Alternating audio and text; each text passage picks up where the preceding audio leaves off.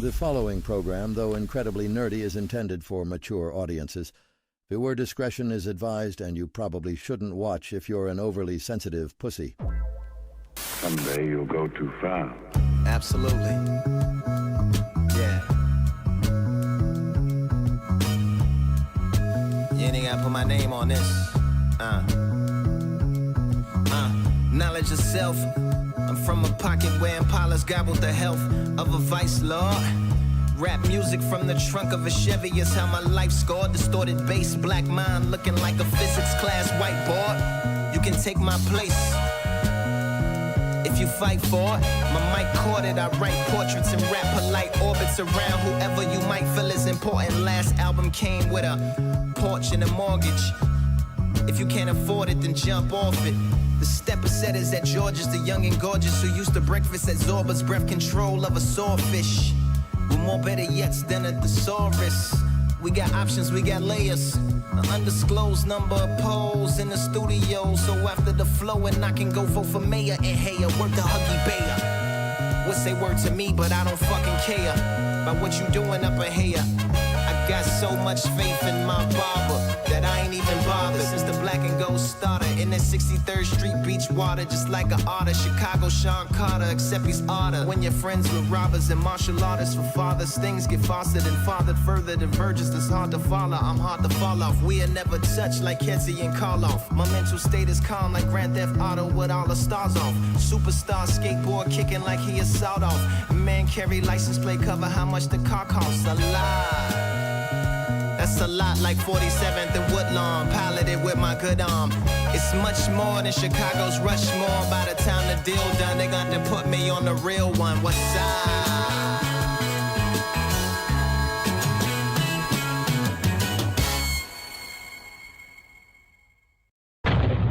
Stream, recover to the left.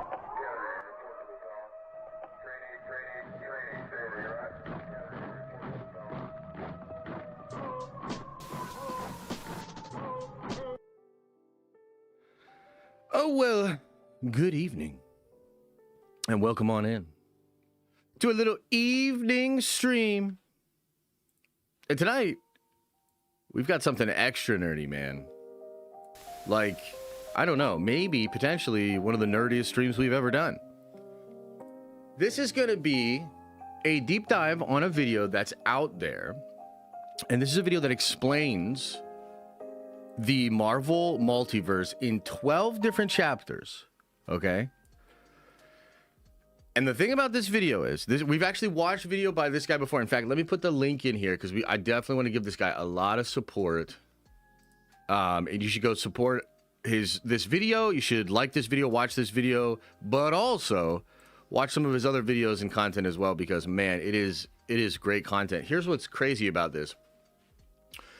This video that he made, MICHAEL WALDRON reached out to him and told him he was correct. Now, what I don't know, because I've never watched this one exactly, we're going to go through it. It's a 2-hour video, guys, so get a fucking snack, you know, get a little soda or something, you know, get because we're diving deep, man. And so I started a little bit early, and I'll wait for some people to get in here. We'll chill, but mostly, man, we're just going to get into this.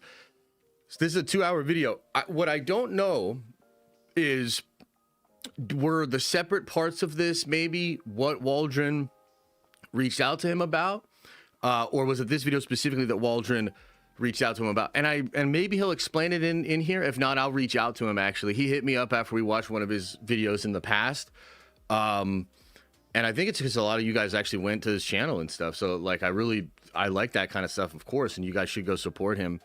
But that's kind of what's on the agenda for tonight, man. We're diving deep. I got a pad of paper, I got a pen, and I'm looking forward to maybe drawing some conclusions, maybe understanding some of the mysteries and the things that we've been thinking about with regards to Doomsday. And, you know, as I was sitting down to get ready for this stream, you know what I was thinking about, man? I was thinking about a video that I might make soon that's literally going to be titled something like Why Marvel Didn't Die. Because obviously, the last couple of years have been tough for Marvel, and I think that they were very close to going a really bad way, and I think you can kind of see in the numbers this year and some of the other things that are going on, they were very close to it going a very bad way. But one of the things that I think actually will save them, and I think it's why people are able to make 2-hour videos like this. And I think the other thing that's wild is, like, did Michael Waldron actually watch 2 hours of videos about this shit and then hit homie up and say it was real? And you start to think about that and you're like, oh my God, like, this shit is just really, really nerdy. And I don't know that Marvel ever got credit, specifically the MCU, for just how fucking nerdy and, you know, complicated and yet also put together this whole situation was. And there were reasons why when Endgame and Infinity War were popping off like crazy, right? And there was definitely sort of a galvanizing of what happened to Marvel at that time. One of the reasons it was able to catch fire in the way that it did is because there was so much depth to it. Not only was there, like, you know, 10 years of films, but the fact that it had all kind of, you know, been telling a story that seemed to be paying off in this big event is so crazy. Like, it really is. And, you know, obviously, like, I talk a lot about Warhammer these days, and I love Warhammer. And I think one of the reasons I love Warhammer is because it's like an infinite pit of that. And it's, like, so crazy how you can get into all the lore and everything. But frankly, like, Marvel's up there as well. I mean, its comics lore and its comics universe is vast and deep, and it has a lot of great architecture work, a lot of great, you know, building of lore over time. And the way Marvel in the MCU was able to leverage a lot of that stuff did create a very deep, nerdy, you know, like neurodivergent thing that people could get really, really fucking into. And so it's just crazy. It's crazy that is such a thing, and it's just something that I've been thinking about.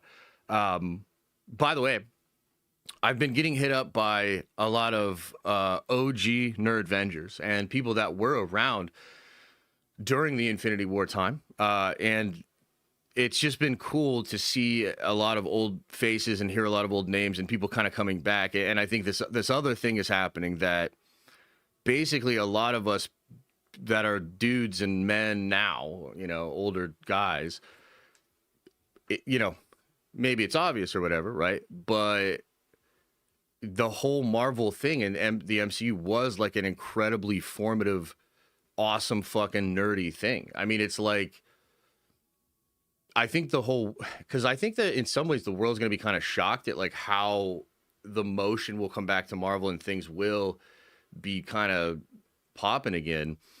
But the reality is, for many of us, this was like a golden era, and it was something really special that we really, really cared about. So just in general, it is a wild ass time to be a Marvel fan, and I am so happy that things seem to be, you know, going in a better direction now. And so yeah, with all of that said, we're gonna get into this in just a little bit here. I'll get this pulled up. I'll chill and chat a little bit, and it's time, baby. It's time. It's time to get into this deep dive in here. Let me make sure I got this set up properly. Hang on, hang on.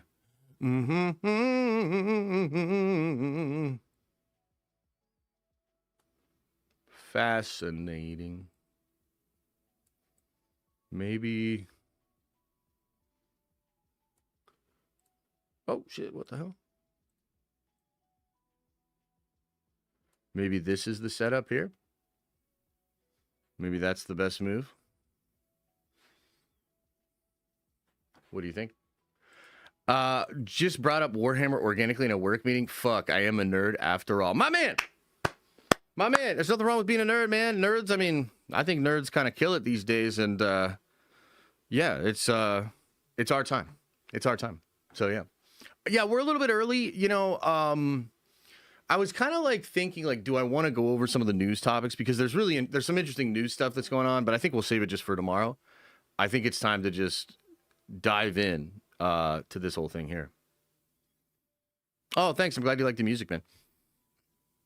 And let me see here. Caleb Senpai says, evening streams make this replay venture so damn happy. Vids and streams have been great lately.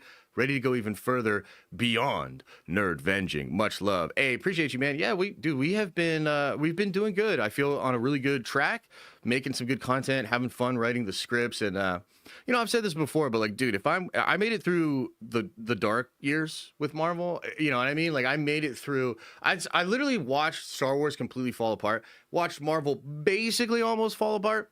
Marvel's changed, and I think we're kind of on our way back. And it's like, you think I'm gonna go through those 2 shitty ass years or 3 shitty ass years and then not get excited when like it's actually dope and I'm actually like genuinely excited? Hell no. Like, it's time. Like, this is our fucking time, dude. So yeah, at the very least, until the next year, until Doomsday comes out, it's our time, because maybe Doomsday's dog shit and we're all like, you know, but for now, yeah. Oh no, is the background music loud?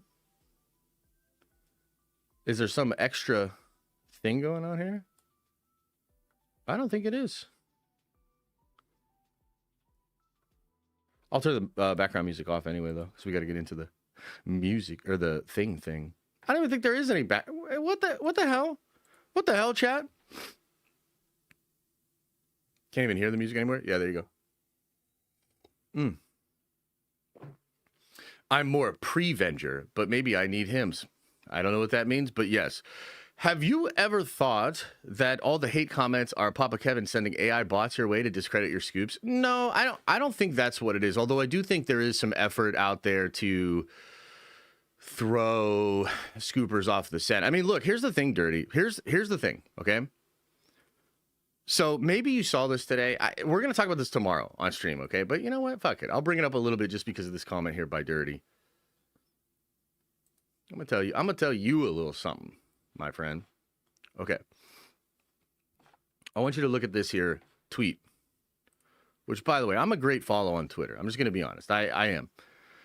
Well, I did tell you the MCU was over, but damn. And then you look at this this post here, and you look at all the teams, and you look at the way they're promoting this movie, and it's very male centric. Now, look at fucking Paul Rudd here too. Like, why does he look like that? What the hell is going on? This is some weird shit. But anyway, the point is this. I literally saw a bunch of scoopers and a bunch of, you know, insiders super mad about this. They're really mad about this. Like, literally there are accounts saying, bring the MCU back. Okay, now I've talked about this a little bit already, but there is a shift that happened in Marvel Studios. They're done with that shit. From what I understand, they're done with that shit, which made 2025 all the more frustrating because there was all this leftover stuff that they just dropped, right? But, like, I'm just telling you what I've heard. I'm telling you what some other people have heard. There's a shift. They're going Giga Chad. They're going Dude Bro content. Deadpool Wolverine's a great example of it. Just buckle the fuck up. Now, what an extension of that is, I actually think all the scoopers realized this as well. Maybe a year and a half ago, maybe 2 years ago.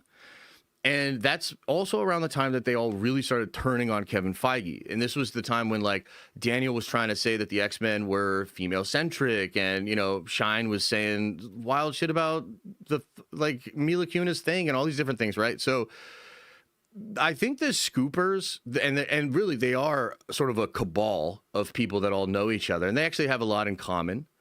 And I think they're all really butthurt that Marvel is going to just give the dude bros and the chuds what they want. And so, like, I actually think it's possible that if there are some Marvel bots that are maybe controlled by Kevin Feige, they actually support my tweets.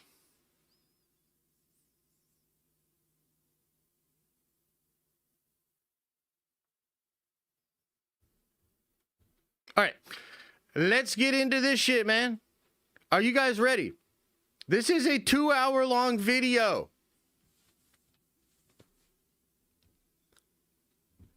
Yeah, if they want money, they'll cater to dude bros. Exactly. And look, they figured it out. They're not stupid, okay? They're not stupid. And by the way, none of these other people showed up for the Marvels. You guys had plenty of chances. This is the irony of the whole situation. All right, one more little thing and then I'm done. We're going to go into it, okay? The irony of the situation is, during phase 4 and 5, it actually ended up being people like me and most of you watching right now that actually still stuck the fuck around. You look at the fucking demos of like the Marvels, you look at the demos of even some of the shows, and these loud people on Twitter that are now going to complain about the MCU, they didn't even show the fuck up to these things. A lot of the normies went away. A lot of them never showed up. It was actually people like me. It's probably more chuds in theaters around the country forcing themselves to watch the fucking Marvels than any of these people. So you had plenty of chance to stake your flag in the ground. And so now, fuck you. Sorry, but fuck you. Okay, anyway, that's not what this is about. That's not even, we shouldn't even necessarily have that energy, but that is what it is. The video will be broken into 12 chapters, and I'm not going to read all of these. You know, you can pause it if you'd like to, but I wanted you to see that we're going to start with the beginning of the multiverse. By the way, this dude is amazing. Go support this dude's content. So you can consider this part of the video to be the foreword or the intro to the chapters. Okay. So Doomsday will be here before you know it. Yeah. And the movie's synopsis tells us that Dr. Doom will unleash a cascading crisis across the entire multiverse. Ooh. So I thought this video would help prepare us for the movie's arrival by explaining how the multiverse came to be and what it means for the upcoming movie. So I do have a playlist of multiversal videos out there. There's 32 total videos stretching all the way back to September of 2022. Some of the videos get 4,000 to 5,000 views, some as many as 80,000. Hell so yeah. clearly this is a topic of interest to folks. Yes. But if you were to watch every video on this playlist, it would take 16 hours. Now, granted, shit. there's 580,000 views across all the videos, but 16 hours is obviously too much for someone to watch. Yeah. And if you add in the videos on Doomsday itself, which include the most watched... Although, Mahler did just make a 17-hour video on Star Wars Outlaws. So... And I haven't checked, but I assume that video is doing well. And by the way, I hope Mahler does a 20-hour video tearing apart the new Mission Impossible movie, because that shit was asked, despite what people on Twitter try to tell you. This video on the channel about the scrapped Kang Dynasty script, it's 19 hours and 1.2 million views. So I've tried to condense it down as much as possible for this video to give you the history of the multiverse. Okay. I'll also note that my first version of this video was actually watched by MICHAEL WALDRON himself. Crazy. And his feedback was actually very kind. Now, I'm sure he didn't mean everything in the video was accurate, but it meant a lot to hear that from him. Okay. So cool. Considering that he authored both Loki Season 1 and Multiverse of Madness. Okay, so let's go back and look at what he exactly said there. That is really cool nonetheless, though. Dynasty script, it's 19 hours and 1.2 million views. So I've tried to condense it down as much as possible for this video to give you the history of the multiverse. I'll also note that my first version of this video was actually watched by MICHAEL WALDRON himself. Crazy. Amazing video. This is the stuff we dreamt of when we were locked in the Loki room trying to invent time travel. Yeah, dude. I mean, that's cool. That's cool. Yeah. And again, I just think it speaks to like part of the quality of Marvel was like a bunch of nerds took it really fucking seriously and really did build this layered connected thing that had rules and maybe some inconsistencies, but rules. And his feedback was actually very kind. Now, I'm sure he didn't I was in the everything fucking way, in the of video course. was accurate, Jesus. but it meant a lot to hear that from him. Okay. So there's what he said there. Sorry. I got to figure out a better way to do this. Here, I'm going to shrink the top screen a little bit, guys, just cuz I keep ruining stuff with my big stupid head. So maybe that's the move. Okay, let's keep going. considering that he authored both Loki Season 1 and Multiverse of Madness, the two most foundational MCU entries about the multiverse, it makes sense that he's been brought back on to consult on Doomsday and Secret Wars. And it means it's all the more important to try to understand the Multiverse Saga up to this point. So this interview with Waldron shows how appreciate it, Kalisto. I hope you guys are doing well. I'm actually going to do another one right before Christmas, so hope you guys are doing well out there. His work will be. He discusses how he was writing Secret Wars, the movie after Kang Dynasty, and then when that movie went away, I was working on what would become Avengers Doomsday and Secret Wars for a time. And then they brought in the Russos and Steve McFeely. Waldron was then shifted from leading the scripts to supporting the creative transition. Yes, this is actually important. As those guys got in and wrapped their heads around what these movies were going to be, and then there was an opportunity for me to come back in and get to know Joe and Anthony and Steve and really help however I could. So that's what I'm trying to do, is just support them. The article sums it up by saying this reinforces just how integral Waldron's storytelling sensibilities remain to shaping the next chapter of the Avengers franchise. So one last thing to mention before we get going is that I'll be discussing plot points from 30 movies and shows. And that means there will be some spoilers for all the entries below. But as long as you're okay with that, then let's dive right in and see what we can find out. Hell yeah, let's go. Chapter Chapter 1. 1, the beginning of the multiverse. Celestials created? So I love this graphic from the Eternals movie because it gives us a nice, concise history of creation. It says, in the beginning, before the 6 singularities, and that's a key word, and the dawn of creation came the Celestials. In Guardians of the Galaxy. So also, too, guys, if you got that timeline book that they published a couple of years ago, which I have 2 copies of randomly, you know what? Fuck it. I'm just going to go get the copies. Give me 1 second.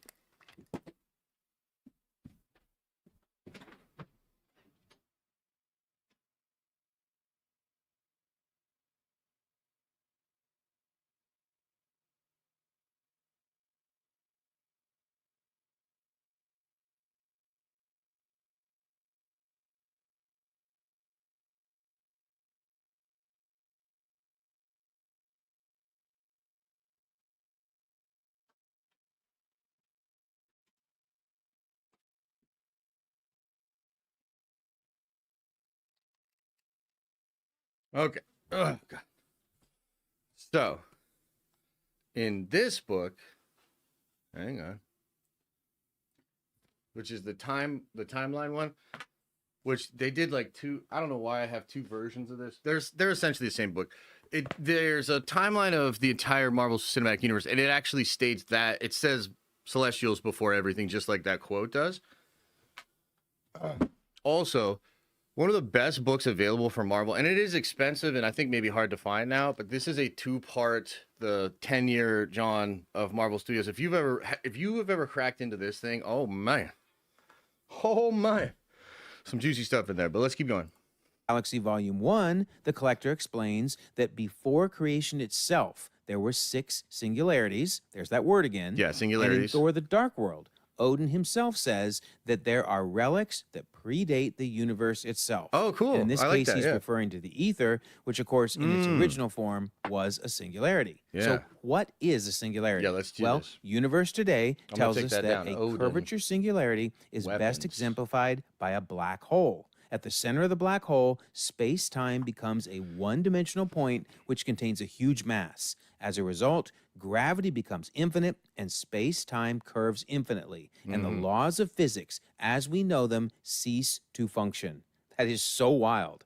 Space.com tells us the universal origin story known as the Big Bang postulates that 13.7 billion years ago, our universe emerged from a singularity, a point of infinite density and gravity, and that before this event, space and time did not exist, which means the Big Bang took place at no place and no time. That is just craziness. And I would add, and I don't know, maybe he'll get into this in a second, that one of the reasons they call it a singularity in like future predictions of like an AI singularity is they take this same idea from a black hole, but the idea is that after a certain point, which is the threshold into the singularity, light cannot escape, so we cannot actually see what is going on in there.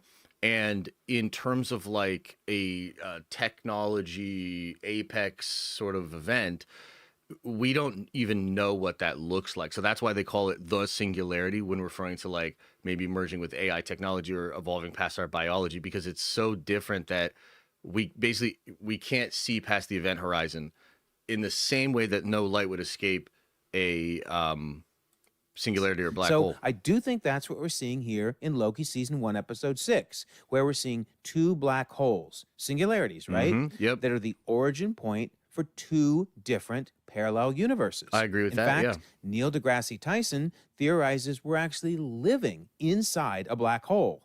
Man. Yeah, so we'll talk a lot more about the role of black holes throughout this video. All right, back to the Eternals. Erisham, the Prime Celestial. Whoa. Prime Celestial? Dude. Prime Universe, Prime Celestial? Hang on now. Hold on. Prime Celestial? Hold up. Just gonna write that down. Created the first sun and brought light into the universe. And here's Arishem doing his work. Thank you, Arishem. We truly appreciate it. And then back to Guardians, where the Collector explains, and then the universe exploded into existence. And the remnants of these systems, the singularities, were forged into concentrated ingots, Infinity Stones. And then Wong in Infinity War explains, at the dawn of the universe, there was nothing. Then, Why boom, I'm always working the when you Big Bang stream. sent Much love, 6 everyone. I'll see elemental you guys tomorrow. crystals Much love, Josh. hurling Appreciate across you, the Zach. Virgin Thank you for the universe. support, man. I hope And then work back goes to easy Eternals peasy for to you. wrap things up. Now life began and thrived, and all was in balance. Always in All balance right, is so important this is as how well, we got I think. Yeah. one universe. But how did we get a multiverse? Well, in Far From Home, we know that Mysterio was, basically full of it. He was lying the whole time. But Peter... But Waldron did mention this in one of his interviews in Loki Season One. Somebody asked him about the 616199 thing, and Waldron makes this offhanded comment where he says, yeah, what did that guy know? And then he quickly covers it up or whatever. But yeah. His reaction to the idea of a multiverse is fascinating. He says, so you're saying there's a multiverse? I thought that was theoretical. That changes how we understand the initial singularity. There's that word again. We're talking about an eternal inflation system. So what does he mean? Well, the model of eternal inflation implies that all macroscopic histories permitted by the laws of physics are repeated an infinite number of times in the infinite multiverse. The theory of eternal inflation says that once inflation starts, it never completely stops. Rather, it ends in places, and universes form there. We call them pocket universes because they're not everything that exists. We are living in one of those pocket universes. Interesting. So there you go. I mean, I love that Marvel, which is just fiction, right? But it uses science theory. That's very, very cool. But the next question is, how did we get some of these crazier universes? I mean, in Multiverse of Madness, we see an animated universe. And of course, Moon Girl is animated and the Spider-Verse is animated. But we also saw a cube universe. And maybe that's actually how Thanos was able to turn Drax into cubes by tapping into that reality. We have a noir universe, a black and white universe, and then the paint universe. I admit, I love the paint universe, my absolute favorite universe. Let me live one glorious day in the paint universe, please. That would be so much fun. No, it wouldn't. So how do we It'd be get so messy. all these crazy universes? Well, Wong actually explains it. He says these infinity stones each control an essential aspect of existence. Sure. So the reality stone controls reality, and thus different reality stones could give us different realities. Also, the Ancient One tells us the Infinity Stones create what you experience as the flow of time. Sure. So not even just the Time Stone, but the Infinity Stones themselves. They all create the flow of time. So you could have time working differently across separate parallel universes, which may explain why we've seen so many different forms of time travel in the X-Men universe versus the main MCU, for example. The Infinity Stones are so key to understanding why we have so many different realities across the multiverse. Interesting. But is it an issue that in Endgame, the Infinity Stones were destroyed? Because the Black Widow says, where are the stones? And Thanos says, I used the stones to destroy the stones. But then he explains, gone, reduced to atoms. So they're not actually destroyed. You know They're what's actually interesting broken about down that, too? He says reduced to atoms. And then remember in Endgame at the end, he says he wants to tear the universe apart atom by atom? Their atomic form, but they do still exist, which shows how powerful the Infinity Stones are. They can still function, even driven down to atoms. Crazy.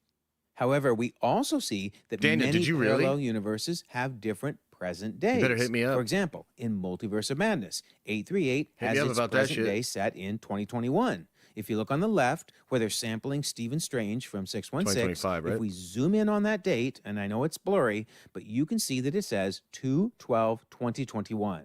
What on earth? Because, of course, in the MCU at this point, it was 2024. Right. Also, Miguel in the Spider-Verse. I mean, he's from 2099, Noir is from 1933, and Penny's from 3145. Okay. This could be due to eternal inflation, Yo, hit which me up we about learned that. That's continues to wild, create bud. new universes over time, meaning that could result in different present days when the universes are lined up against each other.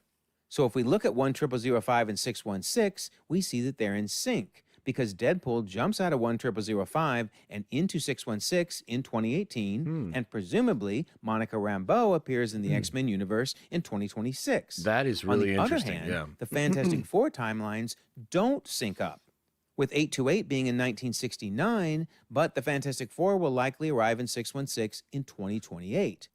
And Matt Shakman made it clear there isn't any time travel. In their version of the world, they're in the 60s. But Interesting. different universes are of different ages, right?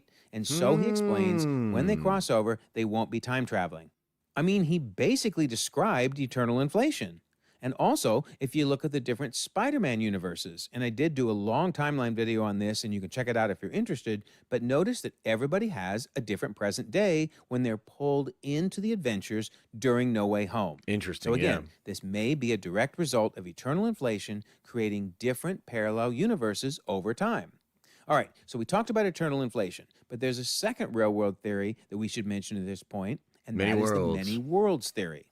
So originated by U.S. physicist Hugh Everett in the late 1950s, this envisions our universe as just one of numerous parallel worlds that branch off from each other, nanosecond by nanosecond, without intersecting or communicating.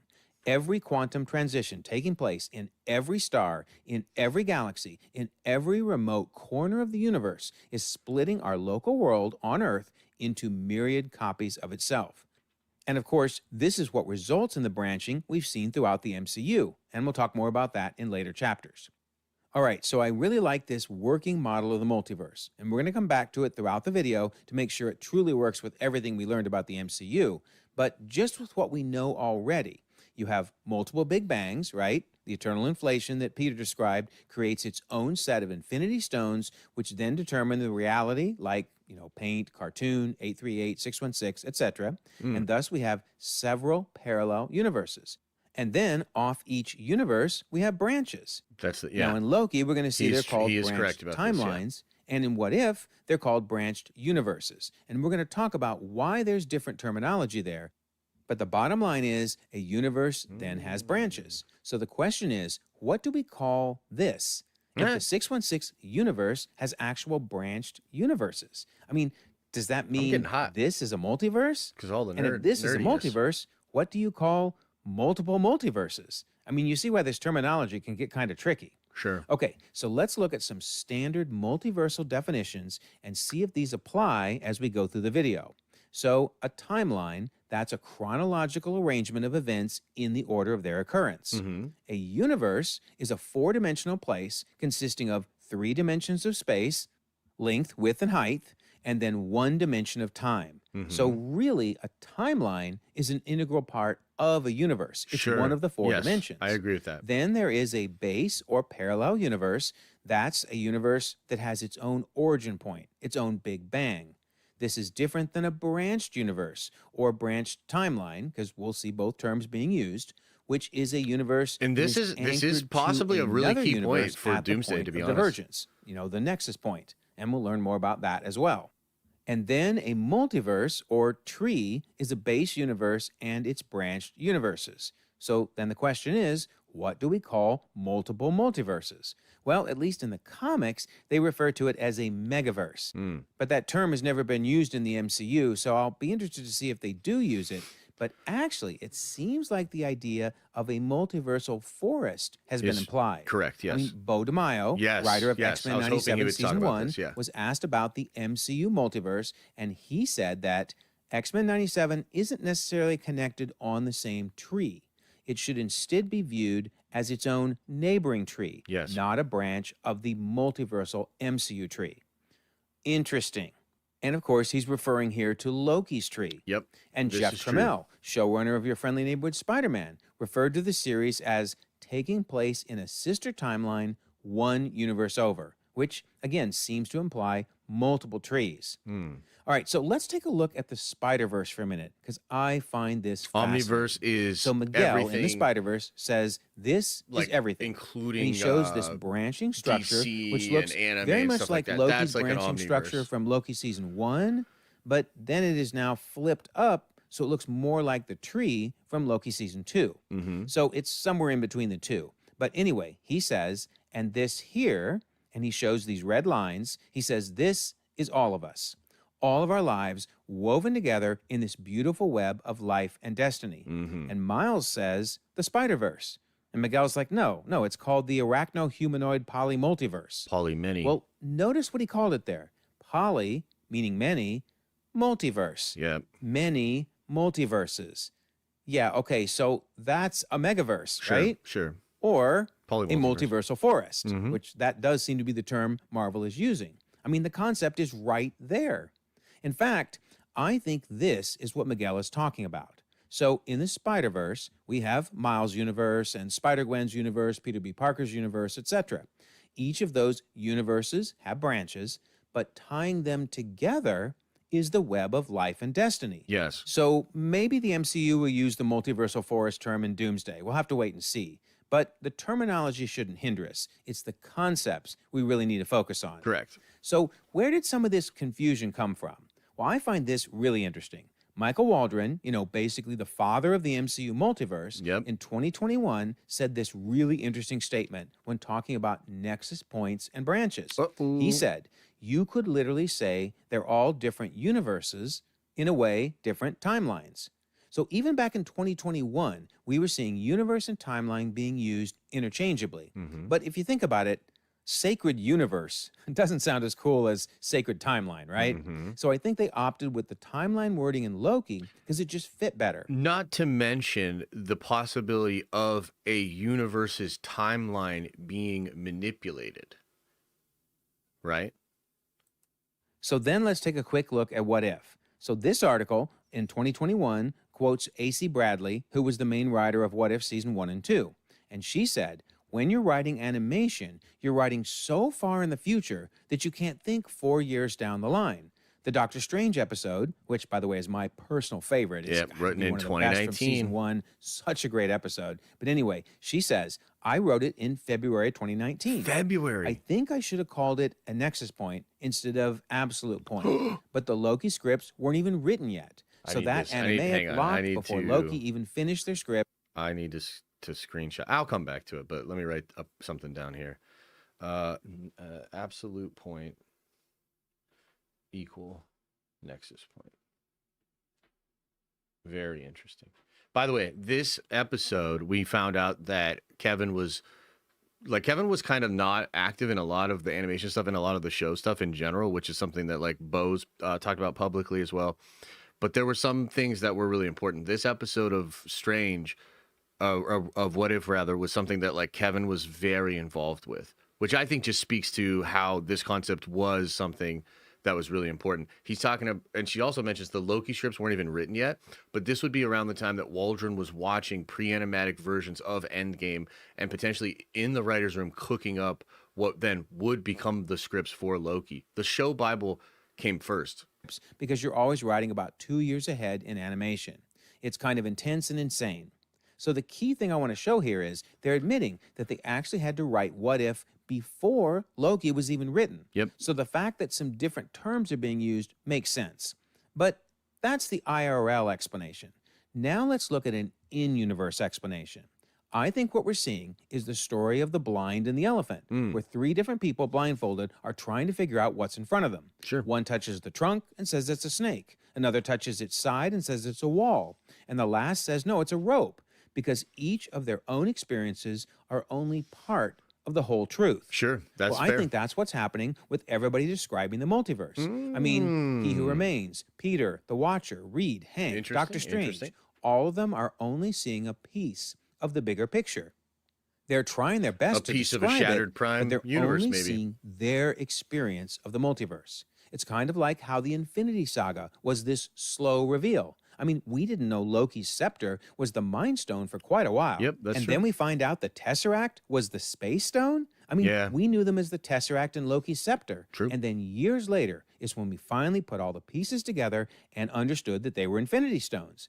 I think that's what's happening with the Multiverse Saga as well. And I think that this is the full picture. Okay. But again, we're going to continue to test it as we walk through the rest of the chapters. Cool. Chapter 2. Chapter 2, boys. The Multiversal War. Only 10 more chapters So after He this. Who Remains explains Buckle up. that he met his multiversal variants, and they came from universes stacked on top of his own. That is such an important statement to understand. Yes, so that Number would one, mean they came from separate universes. separate And number universes, two, not branches. they weren't connected to each other. They Right. weren't branched off of each other. They Okay, were yeah, stacked that is on actually top of each interesting, other. yeah. Basically a result of eternal inflation, right? Okay, so we'll come back to that again later. Also, we learn they brought the best of their universes to improve the others. So, who were some of these variants? Well, I think 3 of them were the ones we see in the post-credit scene in Quantumania. I say that because ultimately, He Who Remains ended up mocking those 3 via the Timekeepers. Yep, that's fair. I'm pretty sure that these 3 were meant to be the 3 from the post-credit scene. And here, they're animatronics. And so he's basically, again, just mocking them. I think another of the variants that originally met together is the Kang that's ultimately exiled in Quantumania. Yeah. He really started to create problems for the others. He explained, I saw their chaos. But Janet was like, you mean you started a war? And of course, he did. We see him wiping out timelines, killing tons of people.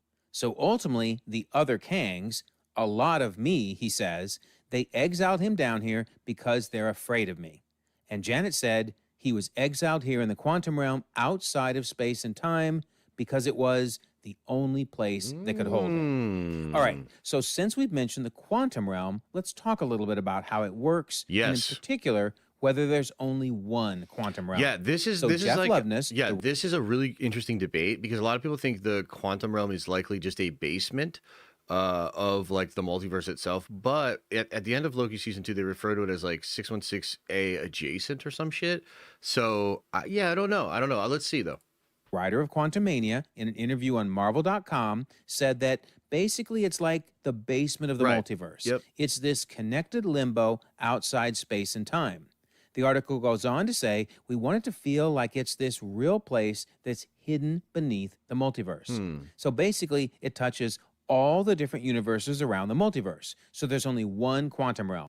And that's important because it means the Kang that Janet meets can have come from a different universe than 616, which honestly seems to be the case. Sure. But if it's true there's only one, then what about that first season of What If? That episode where Janet contracts the zombie virus down in the quantum realm? Did it branch the quantum realm? I mean, obviously not. It couldn't have because there's only one. So perhaps the answer was actually illustrated when Scott got close enough to the multiversal core and began to see his variants. Every choice you could make, existing all at once. Even a variant that got to work full-time at Baskin-Robbins. Well, the What if that's the only real Scott in that whole scene? Interesting. only reason he could see those variants His name is Jack. Keep that in mind when you watch Endgame or Doomsday. was due to being so close to the multiversal core. But perhaps it illustrated that in the quantum realm, you're normally out of phase with your variants. I mean, they're there, you just can't see them. So if this theory were to be true, that would mean when Janet branched and basically created a variant with the zombie virus, she was out of phase with that variant. But however it works, the bottom line is we know there's only one quantum realm. Another question is, what did Mobius mean in Loki Season This is 2's a good finale question. when he referred to the quantum realm as 616 adjacent? Well, since there's only one quantum realm, it's technically adjacent to every universe. Fair. So it's an odd way to refer to it, but then again, it is accurate. Okay, so how does time work in the quantum realm? Well, we know it flows forward for people in it because Janet went Sup, in bro? 1987 and came out in 2018. So she aged 31 years while she was in there. But it's also possible that you fall into a time vortex. Remember, Ant-Man fell in one. It Yep. was only 5 hours for him when it was 5 years outside for everyone else. And on the flip side, the ants fell into a time vortex in Quantumania. They passed through some sort of time dilation, and they lived thousands of years in a single day. So that's important, because I think that's going to explain that when they exiled the Kang variant to the quantum realm hundreds and hundreds of years ago, it took him that long before he suddenly appeared when Janet was down there. So we'll talk more about that, but I really think these time vortexes answer a big question. All right, so after the Kangs met, we learned about the Multiversal War. The Kang that was exiled had started the war, and they got rid of him, but now they're all fighting. The peace between realities erupted. Now, He Who Remains must be associating the terms realities and universes as meaning the same thing because he called them universes before, right? And so it's kind of funny that Miss Minutes then calls them timelines in her propaganda video. Miss Minutes explains that countless timelines battled each other for supremacy. So here we are seeing that timeline and universe are being interchanged. And remember, Michael Waldron said that in the Loki show, Yeah, fuck those super ants, 100%. What a terrible ass movie. they're both basically referring to the same concept. But still, there's And probably back to shit an in there earlier that point matters, with you know? the elephant, it's all in the perspective of the person telling the story. What is the perspective they're trying to convey? And Miss Minutes was certainly trying to convey something different than He Who Remains. So that's important. All right, so what are the steps that He Who Remains took to basically win the war? Well, first thing is get a hold of this creature, Eliath, right? Created from Harness the the tears in power. reality. He says he harnessed the beast's power and began experimenting on it. I weaponized it. I ended the multiversal war. Now, it's important to note, he didn't actually say he won the war. He So he didn't say, harnessed the I beast's killed everyone power. off and that's how I won. He simply says, I ended it. And that's a very interesting Right. phrase. No, I've always thought that was Next interesting. is step number 2. So he uses another interesting phrase. I isolated our timeline. Yes. So what does he mean by isolating it? Well, Kate Herron, who directed the first season of Loki, explains he tells them in a story that he managed to close himself off and isolate the timeline that we all know from the other timelines. It's almost like they're on an island that's completely hidden from everyone. Yeah, and this was something people talked around that time, but also like in the Quantumania movie, and he even showed shots of it before. When that variant is speaking of like the different timelines, that one that's isolated, that's the sacred timeline, and like everything else you can see is like having its branches, branch prune timelines, this that, but that one was isolated and kept away. And I think part of why was he wanted it to be so that I think he was basically building up the perfect timeline to win the multiversal war over and over and over and over again, which goes into some of the stuff that I talked about in my video today, which is really interesting. So go check that out too. But like, yeah, this is all on target. So she's really clear here. If there's any doubt, she tells us he didn't kill the other Kangs. He isolated himself from them. Yeah, and he later says in season 2, my variants are already out there. And he kind of hints at that here at the end of Loki Season 1 when he says, you kill me and the sacred timeline is completely exposed. Multiversal war. Now, that's not exactly true because we're going to learn that the loom is still in place, and even if he dies, that it does have a failsafe. But we'll get to that in a minute. But still, he's basically telling them the truth in that the sacred timeline will be exposed if the loom is gone. And he's more clear in Loki Season 2 about the loom. He says, as you may or may not know, my variants are already out there. And that's those other Kangs, remember, from the post-credit scene in Quantumania. And he says, the loom is what prevents a brutal war where nothing survives, Loki, not even the sacred timeline. Right. Break the loom, you cause a war that kills us all, game over. So he's crystal clear that the loom is a protection device. It's exactly what Kate Herron was saying. He isolated himself. Because I think the point is there will be multiversal wars where the Kangs are going to fuck everything up and destroy themselves. But so long as there is the sacred timeline, maybe it's the prime universe, maybe let's just say it's the sacred timeline. That means that even if everything is destroyed, there will still be one. And because of the thing that Peter mentioned with the inflation, that means you would then get a multiverse springing out of that. And basically then that anchored sacred timeline keeps the entire multiverse alive despite whatever multiverse wars and things are going to be happening.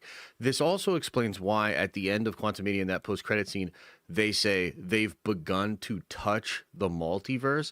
What is that referring to? That's referring to the beings and on the sacred timeline. That is referring to like his timeline, the exiled one or he who remains or whomever, and they are now starting to touch the multiverse. That's at least that's the way I interpret it. And put him on an island. That's what the loom did for them. So the next step after isolating the sacred timeline is to create the TVA. And we learned that the timekeepers didn't create them, of course. Instead, they were kidnapped from the timeline and their memories were erased. Yikes. And we're going to see just how expendable they actually are as He Who Remains explains that the temporal loom is a failsafe. That basically, when the loom is overloaded with branches, it deletes the ones that aren't supposed to be there. Everything except the sacred timeline. As for the TVA, well, they're just collateral damage. Let them all die, right? He couldn't even care. Look, it's no biggie. It's easy to rebuild, he says. My word. So yeah, the TVA were totally expendable in He Who Remains' eyes. Yep. All right, step 4. After creating the TVA, now it's time to become the sole ruler. Yeah. So he's talking to Ravonna, who helped him win the war, and he says, so it's almost ready. A utopia at the end of time for us, for all time, always. And she says, the TVA awaits our commands. Shall we go? And he says, no, I'll catch up. It's been a long road. See you soon. And as she leaves, he then says, erase all their memories. Yep, that even included Ravonna's. So erase the TVA's, erase hers, and now he becomes the sole ruler. Craziness. And then step 5, create a backup plan. So I firmly believe that he intentionally placed young Victor Timely, which is either a variant of himself, like a younger version of himself, but he placed him inside the sacred timeline as a backup plan that he could activate, kind of like a sleeper cell. Yeah. And he had Miss Minutes ready to activate things if necessary. Miss Minutes says, put this package in that window. And basically, that'll get Victor Timely activated and everything will be fine. Also, it's interesting to note that even the time slipping that he put Loki through during Loki Season 2, that was a backup plan as well. Who paved as it that eventually road? brought Loki back to the Which ties into, remember we just talked about a leak or a Reddit thing yesterday on stream, and it talked about how Kang had allowed the time travel so that he had a Loki out of his control. But this implies that he wanted a Loki with the ability to time slip as well. So although he might not have been completely able to control Loki, he still set Loki on a path to have the ability that he has and also to keep coming back to this moment, right? So really interesting. that vital moment at the end of Season 1. He says, who do you think paved that road? So he had everything planned. He set up the sacred timeline, he isolated it, he created the TVA, became the sole ruler, and he even had a backup plan in place. Damn! Wow. All right, so I want to look at this diagram because I think this really helps crystallize everything we've discussed. So I'm only going to show 5 universes here. I mean, we know there's tons of Kangs, but there's the main 5. You have the 3 universes that represent the 3 Kangs from the post-credit scene, and we have one for He Who Remains, and one for the soon-to-be exiled Kang. Mm-hmm. And while I don't think it's ever been explicitly stated, I'm going to put all They're the these same. Kangs in the 31st century. So what ends up happening over time is that branches form off the universes, and I think ultimately that's what allowed them to meet each other. So it might have been that they were getting close enough to each other because, you know, they're stacked on top of each other. Maybe there was even an incursion at some point down the road. And eventually, I think that's what led to the war. So we have He Who Remains, who ultimately tames Goliath, and in the process, they get rid of the bad Kang and they exile him to the quantum realm. So I'm just going to make like a poof here. Hey, keep your 'cause joint I into think yourself, He you ended know up what I mean? in one of those time vortexes where he's now stuck, and he's going to stay there until Janet ultimately arrives in the quantum realm. So he may have been stuck in that time vortex for hundreds and hundreds of years, True. even though in his perspective, it was only minutes. So then He Who Remains creates the loom, and he now has isolated himself from the other Kangs. He creates his sacred timeline, and he has the TVA prune any timelines that branch from it that would create new versions of him, which we'll talk more about that soon. So he put the TVA in charge, and he heads off to the Citadel and hangs out.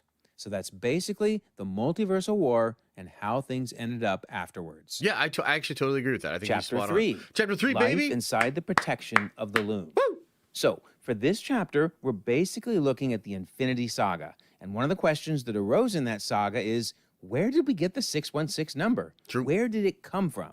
Well, my guess Oh my is God, when yeah, that the would've been Kangs horrible. first met, they decided to number this the dude's universes. spot on, man. And He Who Remains landed on 616 for his universe. Maybe another Kang came up with 1610, because you know how everybody loves to number things. I think He Who Remains ended up with 616, and he was quite proud of that number, so he stamped it everywhere. He had the TVA stamp it on all the video reels, Yep. like this one of Loki's life. It showed up on the timeline segments on the TimPad. You can see 616 there. We also see it showing up when there's branches. It's in Quantum so Mania, too. 616 dot blah blah dot blah blah blah.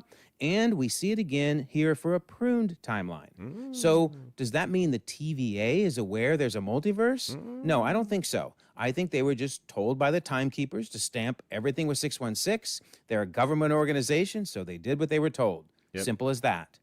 But I also think that He Who Remains may well have put his own Easter eggs, if you will, in the sacred timeline, like a signature of his existence. So, Dr. Selvig, if you can kind of move out of the way there. Well, especially if you consider that he wrote the script, right? And again, we know they love all this they love all this meta stuff, right? But think about it. If He Who Remains wrote the entire script of the multiverse, yeah, he would probably put some Easter eggs in there. You know what I mean? Especially because he's meta for the storytellers. Great. Thank you. So notice on his board, I think Dr. Selvig was doing research and found some of those signatures that He Who Remains left of 616. Again, it was like an Easter egg by He Who Remains. This is 616, and I'm proud of it. And Selvig then theorized some of the other multiversal things. Notice he theorized nexus of reality, the fault, the crossroads, etc. So Dr. Selvig definitely was onto this idea that there could be a multiverse. And I have to wonder, did Mysterio look at Dr. Selvig's research and see the 616 universe and this idea of a multiverse? Is that where Mysterio came up with it? I mean, that's certainly a possibility. Heck, even Christine in Multiverse of Madness may have looked at the 616 universe when Doctor Strange arrived and saw those mentions, and that's why she calls it 616. I mean, who knows? But anyway, I think that's where the 616 came from. But the bigger question is, during the Infinity Saga, how do we have a multiverse? Remember, the loom is in place and the TVA is pruning the timelines, yet the Ancient One is saying, who are you in this vast multiverse, Mr. Strange? So this is where the reality they're even thing showing might us come some visuals that kind of look like branching timelines. His fingers are turning into fingers that turn into fingers. That is so gross. But what's the explanation for this? Well, actually, Kevin Feige himself may have given us the explanation. He did an interview, and he talked about this situation.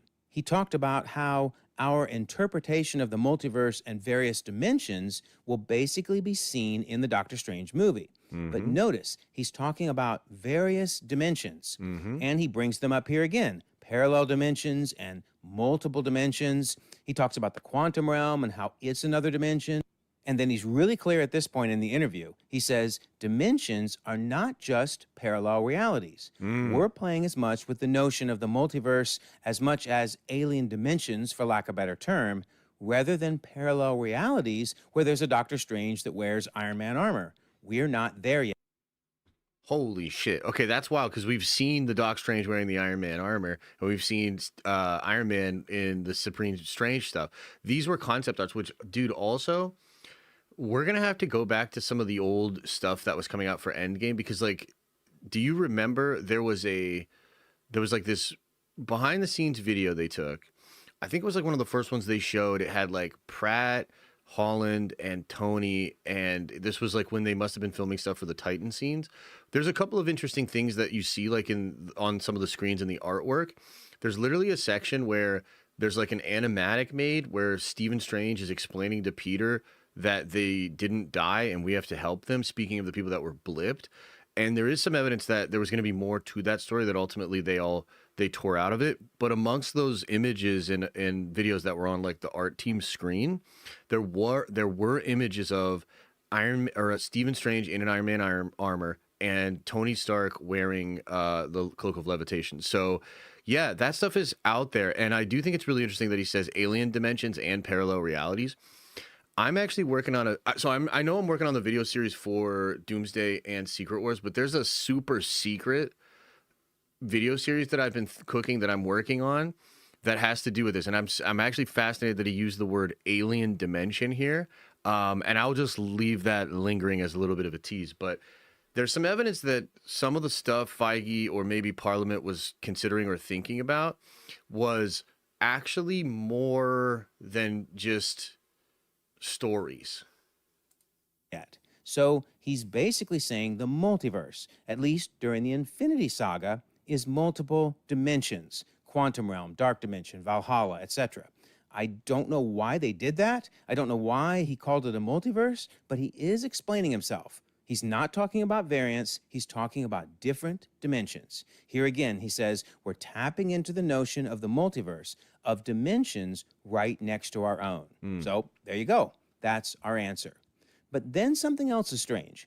Why would the Watcher be hanging around during the Infinity Saga? Here we see the Watcher keeping an eye on Baby Groot in the season finale of the second season of I Am Groot. I love the Baby Groot waves at the Watcher. We also see the Watcher in the season finale of Eyes of Wakanda, which takes place very early in the timeline during the Infinity Saga. Plus, we saw several Watchers in Guardians of the Galaxy Volume 2. True. Not just one, but 3 of them. And their Watcher assistant, the late, great Stan Lee, Hell yeah. R.I.P. And of course, they desert him and leave him behind. But I'd really love to know how the Watcher felt about this period of time. I mean, imagine being the Watcher and seeing a Nexus event occur and then seeing the TVA jump in and prune it. He'd be like, oh, come on, you're killing me. These are my stories, and you're messing them up. So instead, he has to hang around and look at what Baby Groot's doing. True. It's just kind of funny. But all joking aside, we will find that there are actually several branches woven together along with the sacred timeline during the Infinity Saga, which we'll discuss that in the next chapter. So perhaps the Watcher wasn't as bored as it seems at first. And it turns out... Yeah, so Caleb asks, so dimensions are relative to universe, so afterlives are and specific to each universe. I think so. Yeah, I think he's saying that, like, even a timeline itself has aspects to it that are likely multi-dimensional. And if you think about it, yeah, that would track. Yeah, that would absolutely track. You know, because there's like, let's say maybe the mindscape is one, the astral plane is one. You know, there's those 8, I think, different realms that are like Karmartaj, or, you know, even where the Iron Fist goes. There's like all these places that are very close to perhaps other worlds or other dimensions. I believe even the Hand has access to like other dimensions or pocket dimensions. Yeah, kind of interesting.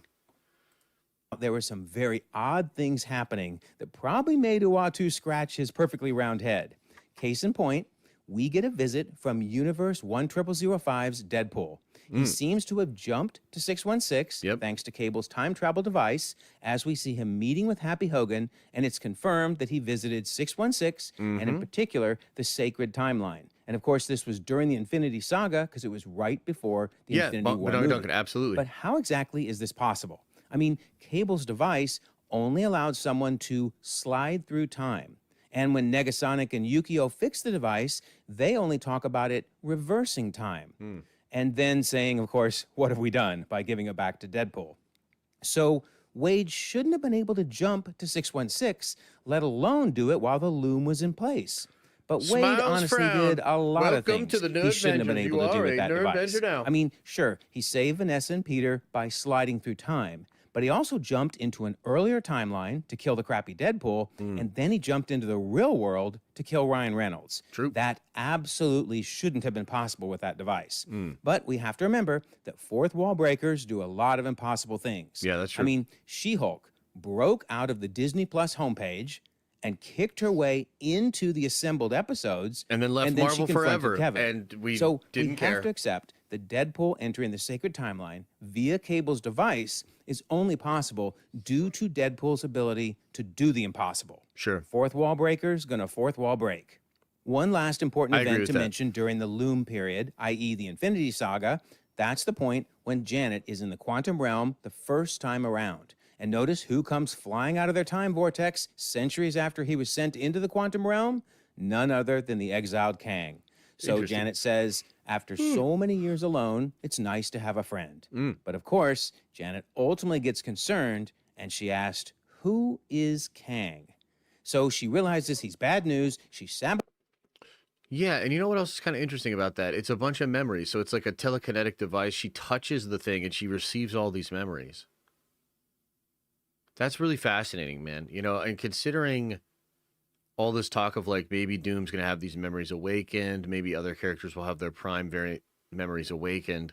It is kind of interesting that like that device allowed her to just see all these memories. Sabotazes his ship, and she gets out of the quantum realm. And again, this is all happening during the Infinity Saga. Oh, you big man, does that mean there are different dimensions for each? Yeah, I would think so. Now, what's interesting is if you consider the quantum realm to be one of those dimensions, that's a dimension that technically touches all of them. You know, it kind of makes me think of like the Library of Worlds, because unless I'm mistaken, the Library of Worlds was right on the edge of like, I guess what you would call the omniverse or like the multi-universe. And it was a place that kind of had access to the Beyondverse, I believe. I believe it's like right on the edge of like real universe and Beyondverse space, which is why he was able to then find where all the Beyonders were and throw all of the molecule men at them. So maybe there's a similarity there. So time to go back to our diagram and we'll update it a little bit more. Notice we've got the blue loom in place. So Janet in 1987 ends up in the quantum realm. We learn about that during the first Ant-Man movie. True. And then it's really not clear when in the timeline this happens, but at some point during her exile, she runs into Kang because he comes out of his poof.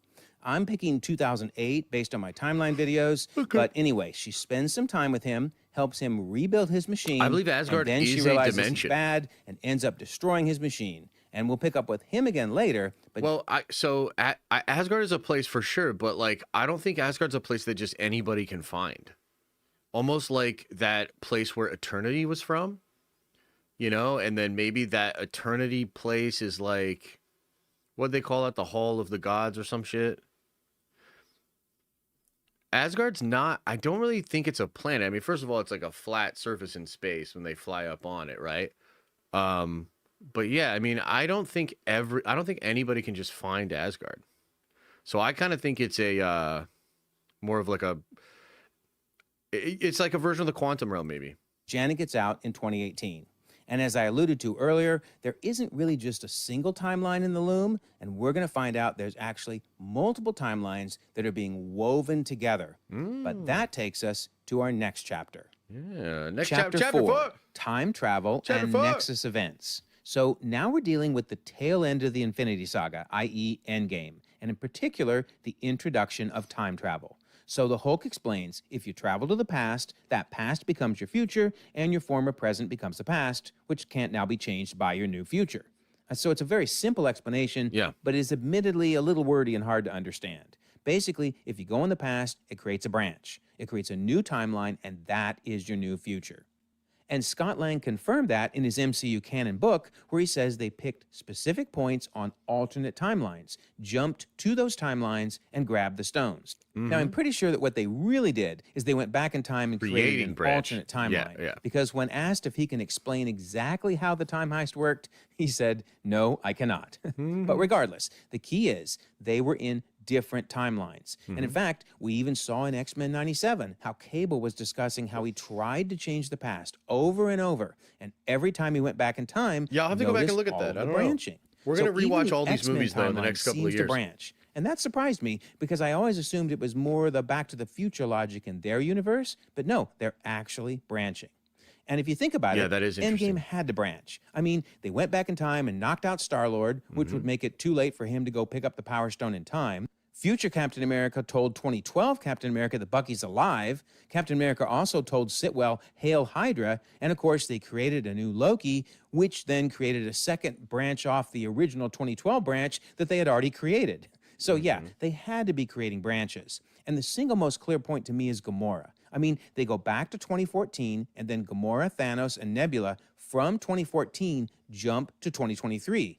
Well, if they weren't in a branch, then that would have been the ones from the main timeline jumping into 2023, and of course, that's impossible. Right. And the timeline book does a great job of illustrating this. I showed you the timeline book. The main timeline is shown in purple along the bottom, and here we see the three branches, 2012, 2013, and 2014, being created. Then we see a child branch being created as Loki escapes and is then captured by the TVA, which is the new green line. And notice here that the Hulk and Ant-Man are returning to the main timeline, and then Steve and Tony are headed to 1970. So now we see another new branch for 1970, and then finally we see Tony and Steve returning to the main timeline, as well as everyone else from the 2013 and 2014 branches. So then the question is, well, how do you get back to your own timeline? Well, I'm going to turn to Agents of S.H.I.E.L.D. because Fitz gives a crystal clear explanation. He says, you went back in time, you branched off, but we can travel back through something called the quantum realm, so we can go between timelines. Beautifully said. I mean, that's also what they did in Endgame, but man, he just nailed it right here. So now I really want to see how Captain America returned those Infinity Stones. Yes. Please, Marvel. We all want... Which is so interesting because Bo has talked about this. They have the ideas. They couldn't crack it. And I think ultimately now we're just going to see that story in Doomsday probably. But yeah, I mean, that's the whole point. And you go back to that scene in Endgame and it's so weird. Like Hulk's like, you need to put them right back where they were. You're going to create all these dark timelines. And Steve literally says, prune the branches. So it's like so crazy how this was all being cooked up. I would imagine, by the way, we'll get another version of that timeline book after Secret Wars and Doomsday, which will explain everything that happened and the new reset universe, which of course we'll cover and make content about. To see it. Because the Ancient One said, if you remove one of the stones, the flow of time splits. But then Bruce said, well, that's no problem. We can return each one to its own timeline at the moment it was taken. Okay, then, Marvel, show us that. Yes. I mean, Cap knows he needs to clip the branches, but I want to see him returning the stone, for example, to the Red Skull. I mean, here we see the Red Skull saying, if only it were that easy. And he said that to Clint and Natasha, but it kind of feels like he might also be speaking to Steve as well. But this is interesting. Notice Hulk explains, you have to return the stones to the exact moment you got them, or you're going to open up a bunch of nasty alternate realities. So, what if that's the reason we got Dr. Doom, the one that's going to show up in Doomsday? I mean, let's say Steve failed to return the stone correctly to the 1970 branch that they created. Remember, Tony wasn't born yet. Well, if that branch wasn't clipped properly, it may have created a nasty alternate reality, which could mean in that branch, Tony didn't become Iron Man, but instead became Dr. Doom. It is also possible, and I would love to know, and maybe I'll just hit the homie up and be like, look, dude, pretty sure this is what's going on. What do you think of this? But again, let's assume that, because maybe he'll get into this in the video, but let's assume that there's a prime version of the universe before He Who Remains rewrote it all. And let's assume that in that universe, this character was Tony Stark, right? Then with all of this stuff that's going on, and including what was going on with Red Skull, because what would be very interesting would to see a Tony Stark, quote unquote, variant go there, and then the Red Skull be like, call him Victor, son of whatever Victor's dad's name was, right? Because remember that he knows, the Red Skull knows the soul stone, the soul, the essence, the being, has a special place amongst the Infinity Stones. And I think that we might get that explored a little bit as well. But yeah, no, this is all very interesting. Now, what I think could be happening is you consider that branch timeline in the 70s. What if then that Victor realizes that he wasn't born, that he cannot be the person that Howard's wife is pregnant with at the time? The math just doesn't make sense. You know what I mean? So I don't know. That's kind of an interesting element that I want to think about too. Endgame, Tony did warn, you mess with time, it tends to mess back. And then he ominously said, you'll see. Yep. Wild. Yeah, Anyway, it's wild. Just a crazy theory to consider. The next big question is, what happened when Steve went back to stay with Peggy? This is an I'm important certain it had to question. create a branch, but I do understand that the writers of Endgame have a disagreement with the directors. The Russos think it created a branch, and Marcus McFeely think that he went back to live in the main timeline. With most of them returning to work on Doomsday, I suspect they're going to give us a definitive answer in that movie. I agree. But anyway, I do think that Cap created a branch when he... By the way, this is a question that Michael Waldron was super cagey about when Loki Season 1 was happening. And I just think it means something. And really, he gets really weird about the questions about if they're on the sacred timeline or not. And I think the way we're going to understand this is he is on the sacred timeline. Yeah. But we'll talk more about that in a second here. Rhythm City RM, appreciate the 20 spot, man. Thank you so much. Says, man, the amount of explaining Doomsday has to do is honestly ridiculous to say the least. Multiverse of Madness needed to be better at explaining the MCU multiverse. Would have taken so much pressure off the Avenger films that follow. I mean, sure. I mean, obviously the whole thing could have been better, but what this video is actually showing you is that there was a lot of pieces that were put together. And I suppose it depends on how it's going to be sold, you know, to the normies overall. the way I'm kind of seeing is it looks like a lot of this stuff is being sold in like a really, really simple way. And I do think they want to sell something simple to the normies. But at the same time, they're super aware that a lot of their most hardcore fans are watching content like this, are super dialed in. So they sort of have to walk this balance of satisfying people like us and making sure that some of this stuff is paid off properly. But ultimately, yes, they do have to find a way to kind of make it a little bit more digestible and mass appeal. But like the video is actually explaining how much of it was set up. I mean, the truth is the phase 4 and 5 gets like bloated. Kang doesn't work out the way they want it. And I think that's absolutely fair. But to like say that it wasn't planned is not correct. Stayed with Peggy because that seems to follow the rules of time travel in Endgame. And then perhaps when he was in that branch, using knowledge he gained from Hank Pym or others, he was able to return directly to the bench that we saw in Endgame instead of using the time. So I have a theory, guys. Well, I don't have this completely worked out. Okay, but part of me thinks that in a lot of the other universes, Steve is never found in the ice. And part of this has to do with the Heroes Reborn thing, which does connect into stuff with Avengers Forever and that whole run that they were doing there, right? But like, there's this moment where Blade wakes up in this Heroes Reborn universe, and they never found Steve in the ice, and that's a part of the reason that universe went badly. And I kind of feel like in a lot of universes, they never found Steve in the ice. And in fact, if the rumors are true that Steve and Thor are going to be going around the multiverse to find variants of Captain America, they might find a bunch of them in the ice, literally. Because in 838, it's Captain Carter, right? Well, there's a couple of ways that could go. That could be what happened in What If, but also that version of Peggy seems a little more dark and a little more savage than even the one we meet in the What If show. So I think maybe Steve just dies or crashes in the ice and they never find him, and then she takes the serum, heartbroken, and it affects her in sort of a more dark way or whatever. But yeah, I think Steve is going to ultimately end up being incredibly important to the fabric of the Marvel Universe. DJ JPad says, "You to go, Josh. Happy early birthday, bro. Hope it's a good one. Much love. Thank you, brother. Appreciate you." Rhythm City RM says, "Honestly, they should bring guys like you to join their storyboard team. You and other creators like you seem to be much more dialed in than the current writers and directors." Well, look, my explanation for this, man, is that, and I've said this before, but like, I really fucking believe this. And it's not like, oh, I made up this scenario because it's the perfect cope. No, like, there's a lot of evidence to support this. The truth is, Marvel had a great plan for how to connect Endgame to what really mattered to them, which was Secret Wars. Okay, there's just so much evidence that really, that's basically all that Kevin really cared about.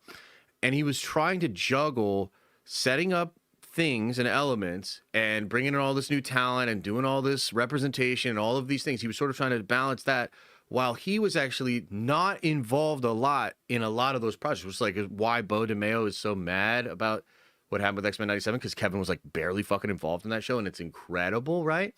The point is, the reason he wasn't involved is because Kevin was thinking about this shit. He was building this shit. So, you know, so some people don't believe that, but that is absolutely what happened. Like, this shit was the plan. And then, yes, the filler arc went on way too long, got super bloated, and had all sorts of problems. 100%. That filler arc that we just went through almost destroyed everything. But they're still going to follow through on everything because this was the real plan. Like, this was what they were really cooking. Platform. All right, so then how did Ms. Marvel impact her own timeline? I mean, she didn't create a branch. That's very clear. Well, the writer said, "I think it would have caused a Nexus event, a branch, because of the inevitability of it. So it was a closed loop." Interesting. I don't know why she's saying that, because we'd never seen closed loops in the MCU before, Yeah, right? 100%. We never Well, seen then she one. says this fascinating thing. She says it fit into the logic of what was established in the TVA. But in Loki Season 1, that's not what happened. They always created branches. Right. However, in Loki Season 2, the time slipping did let Loki create closed loops. Yes. So ironically, I think she knew what was coming in Loki Season 2. Yes. And she was like, oh, well, then I can do a closed loop as well. Yeah, and that's because before Waldron leaves the Loki team, because then he goes to Multiverse of Madness and really cooks on that, he leaves like a show Bible. So I think it's Mark Martin. I could be getting that wrong. The people that wrote ultimately the episodes of Season 2 are still working off of like the show Bible for Season 1. Which Waldron creates. And really, it's like, you can think of it more as like a fluid show Bible into Multiverse of Madness, which was exploring all sorts of versions of, that story. But that's what happened. So it's totally possible that she, the Miss Marvel writer, because again, Waldron's coming up with that show Bible in 2019, right? So yeah, this is all stuff to think about. And she's right. We do see closed loops in Loki Season 2 if your time travel is done with Kang Tech. So I think Kamala's bracelets could turn out to be Kang Tech. Yep. We also learned about absolute points in time. Yep. You can't go back in time to try to erase an absolute point. Because Doctor Strange, Absolute, though, using the also time means stone, Nexus. tried to reverse time and save Christine. However, the Ancient I have One it in my explained notes. that without Christine's demise, Strange doesn't become a sorcerer, doesn't defeat Dormammu, and doesn't gain access to the Time Stone to go back in time in the first place. Thus, destroying an absolute point and altering his own timeline won't just create a branching path. Instead, it would lead to the destruction of his own reality. Sure. Absolutely my favorite episode of What If. Yeah, it's Such a great. good episode. It's so if good. you haven't seen it, you've got to So check good. it out. Also, we see absolute points in X-Men 97, because Beast says the mystics of Kamar-Taj speak of absolute points, events girl. that occur across all timelines. So I love this consistency. Beast, Beast, you gonna talk that shit in Doomsday? Beast, you gonna talk? I need Beast to talk that shit in Doomsday. I need Beast to be brilliant, know all this shit, drop some dimes, baby. Terminology going across all these different shows. And you could argue the Spider-Verse canon events are the same thing, because Miles Yes, asks we've talked about about this, but these yeah. nodes where the timelines converge, and Miguel explains they are the canon, chapters that are a part of every Spider's story every time. I mean, that's kind of an absolute point. It must happen, at least according to Miguel. Now, we'll find out in Beyond the Spider-Verse if maybe he's not so correct about these canon events, but for now, they're very similar to absolute points in time. So I love this quote from MICHAEL WALDRON to kind of summarize all this. He says, you know what? Time travel basically is the multiverse. So he's essentially saying, hey, once I saw what they did in Endgame, I realized I can take that to dive into Loki and create Nexus events. So he expanded that logic and created the concept of Hey, don't Nexus say that, events, Carl. which create a new timeline. Cartoon Thus, haters. you don't have to go back in time to create a branch. It can simply be a different decision that creates a new Nexus point.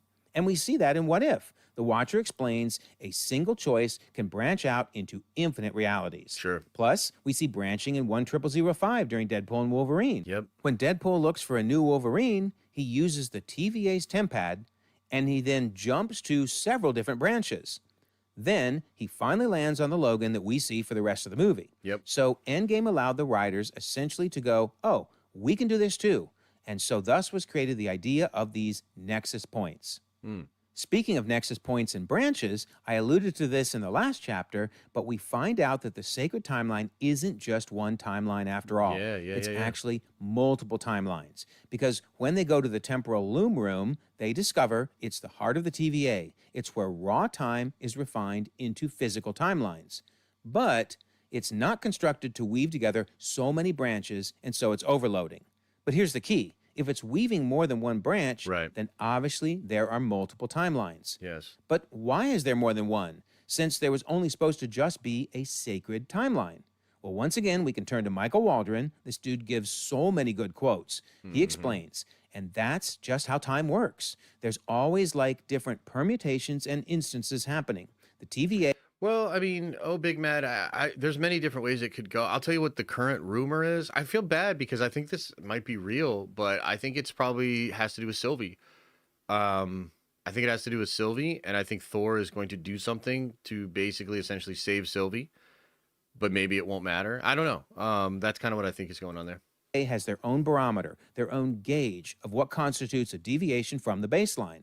And that's the way it's supposed to go. The way it went that produces He Who Remains. That's their baseline. So then he says, if you zoomed in on the timeline, it wouldn't necessarily look like a straight line. it might look like the intertwined strands of a rope, fluctuating and spiking here or there. What I love about this is an interview he gave in 2021, so well before Loki Season 2, when we learned about the loom. Yet he was still pointing out that the sacred timeline is really intertwined strands of rope. And you know what? That's what they showed us. Yes, if you look at Loki Season 1 at the Citadel at the end of time, notice those are the multiple strands, not just one strand. We didn't realize it was the loom at that point because from the Citadel, it doesn't look like a loom. I think the only time you actually see the loom is when you're standing in the loom room, for lack of a better term. Sure. But anyway, I love the fact that even in 2021, they were talking about how the sacred timeline was actually intertwined strands of rope. Yeah. So that raises the question. Buddy, you got, oh my big man, Deadpool is literally recruited by the TVA. Now, originally he's working for Paradox, but B-15 tells him at the end of the movie, there's a lot more work to be done. So yeah, he's going to be working with the TVA, buddy. Then, what are they pruning?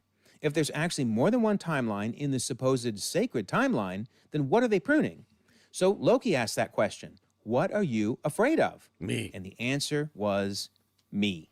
So basically, he who remains is pruning any time a version of himself would be created. And in fact, Loki picks up on that and explains it to Mobius. Maybe it's true. Maybe everything he was doing, the pruning, the preservation of the sacred timeline, was just about preventing more of him. So he only pruned a timeline when it was more of him that would have been created.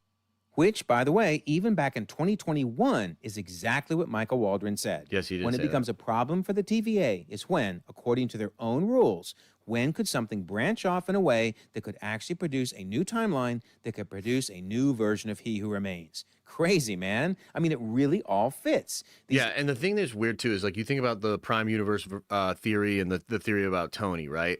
Technically, all of that would still be fine. And there could be variants off of the thing that he wrote.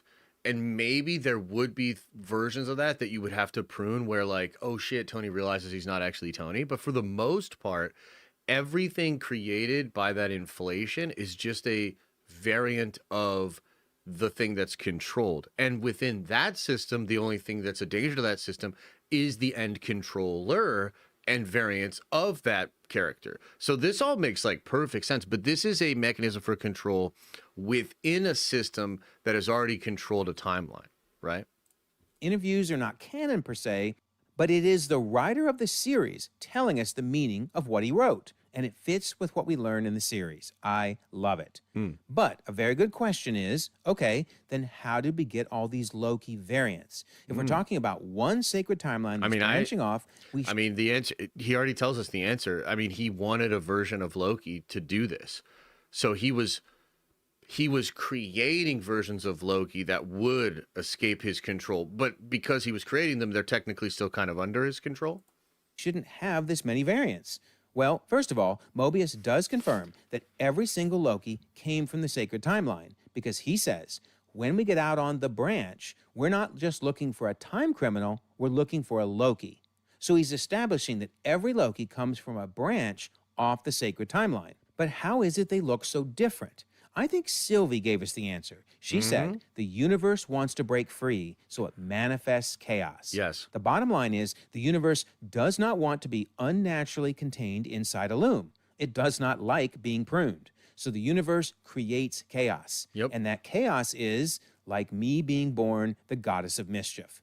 So in other words, every Loki is chaos. It is the universe creating all these different variants with the hope that eventually they will break the universe free. And in fact, they do. Because Mobius says 2 variants of the same being, especially you, forming this kind of sick, twisted relationship, that's pure chaos. That could break reality. Yeah. And that's my point. This was the universe's way of trying to break free. And then I love this. If you look at Loki Season 2, Ravonna is saying, all that matters is order versus chaos. I'm order. And Mobius screams, no, because all of a sudden, who pops in but chaos? So you can come up with your own theories on this. There's many ways to explain why there's different Loki variants. I just like the idea that the Loki variants are created by the universe itself, trying to escape the loom. I just think that's cool. Yeah, But anyway, definitely. another question people ask, and this is a and very this- fair one. Yeah, is and I how- would love to see. You know what I was just thinking, because I was just looking at this shot. I literally have this shot saved. Okay, you know what I was thinking about when I was looking at this shot, and you can lighten it up and see. Look at the arc reactors. There seems to be like multiple arc reactors, and I'm like, what's up with that? You know what I mean? But yeah. How do you get so many Infinity Stones? If again, there's only one sacred timeline and there's branches off of it, then there should be no more than 6, right? 6 Infinity Stones, that's it. But Casey says we actually get a lot of those, and some of these guys use them as paperweights. So they have a whole ton of them. Well, it does make sense. Remember that Loki was pruned holding the Space Stone. Sure. So the TVA takes the Space Stone with them. Well, every time they prune someone that has an Infinity Stone, that would be yet another for their collection. So over time, because they've been doing this for hundreds of years, they probably pruned lots of people that are in possession of an Infinity Stone at the time. Yep. Thus, you get a whole bunch of them. I think that makes a lot of sense. So the key is, it's a sacred timeline, one universe, with lots of branches coming off of it. And the TVA prunes the branches anytime they would create a new He Who Remains. Yep. Okay, so let's bring our little diagram up to speed. The last time we left off was during the Infinity Saga with Janet returning Yeah, back to Bailey 2018. could be. So now we jump to the time heist in 2023. Of course, they jump back in time to multiple time periods, but we're going to focus on the 2012 branch because that's the one where they end up creating an additional branch. Yes. That additional branch that results when Loki gets taken away to the TVA. Then the TVA prunes that particular branch, but the original one still remains. And the time heist ultimately ends, and they go back to 2023, and then somehow Steve Rogers returns the stones and at least tries to clip the branches, maybe creating Doctor Doom in the process. Again, Marvel, please, we really want to know what happened when he returned those stones. But now we're up to the point where Endgame has completed, and now we're ready to head into the next chapter. Let's Chapter go. 5. Chapter 5, baby. Loki against the TVA. So this chapter is We'll take a basically small Loki break Season 1, after which I know Chapter we've 6. probably all seen multiple times. So I'm going to summarize it at a very high level. Up to this point, we've talked a lot about the timekeepers, TVA, the pruning, Nexus events, etc. So what I want to focus on here is what essentially is the whole point of Loki Season 1, and that is that He Who Remains controls the path of Loki and Sylvie until they reach him and he can give them an ultimatum. Yes. So that means that the variant Loki that was created during the time heist was actually an essential part of He Who Remains' plans. Ironically, when he's captured by the TVA and brought before Ravonna, she says that what the Avengers did was supposed to happen. Would you have been interested in entries like Black Panther 2, Black Panther, Captain 4, Quantum Mania if they were all set in different universe with Loki and Kangs? Yeah, absolutely. Yeah, and I think there was ways that they could have done that. I just think maybe it the bloat and everything that happened, they were faced with some tough choices, and they weren't able to execute on all of those. You know, I had a theory at one point that maybe that was going to be their version of the Infinity Stones, meaning like what's kind of cool in the Infinity Saga is the MacGuffins all end up being the stones, which is wild. And like, wouldn't it be crazy if they were all branch versions of 616, which technically they still could be, where all these different films took place. But again, I don't think that that's still something that they're going to cook, but maybe. But you were not. But that shows how He Who Remains lied to the TVA. Clearly, the Loki variant was supposed to happen because he explains, I paved the road. Yes. That means that he controlled but both. And I hope he talks about this. The thing that bugs me though is why does Miss Minutes make the last minute offer to Sylvie and them? That's the only thing that like I can't quite wrap my head around is like, okay, so he paved the road, and yet a part of this story includes a last minute offer to rule over a timeline and shit and not do this. Remember? She pops up, there was a jump scare, and Miss Minutes gives one last offer, they go past, then she goes to Ravonna. It's really Loki interesting. and Sylvie's entire path. All of these things. We see them meet, they initially fight each other, then they kind of reluctantly team up, and they even have a little bit of a romantic adventure on Lamentus.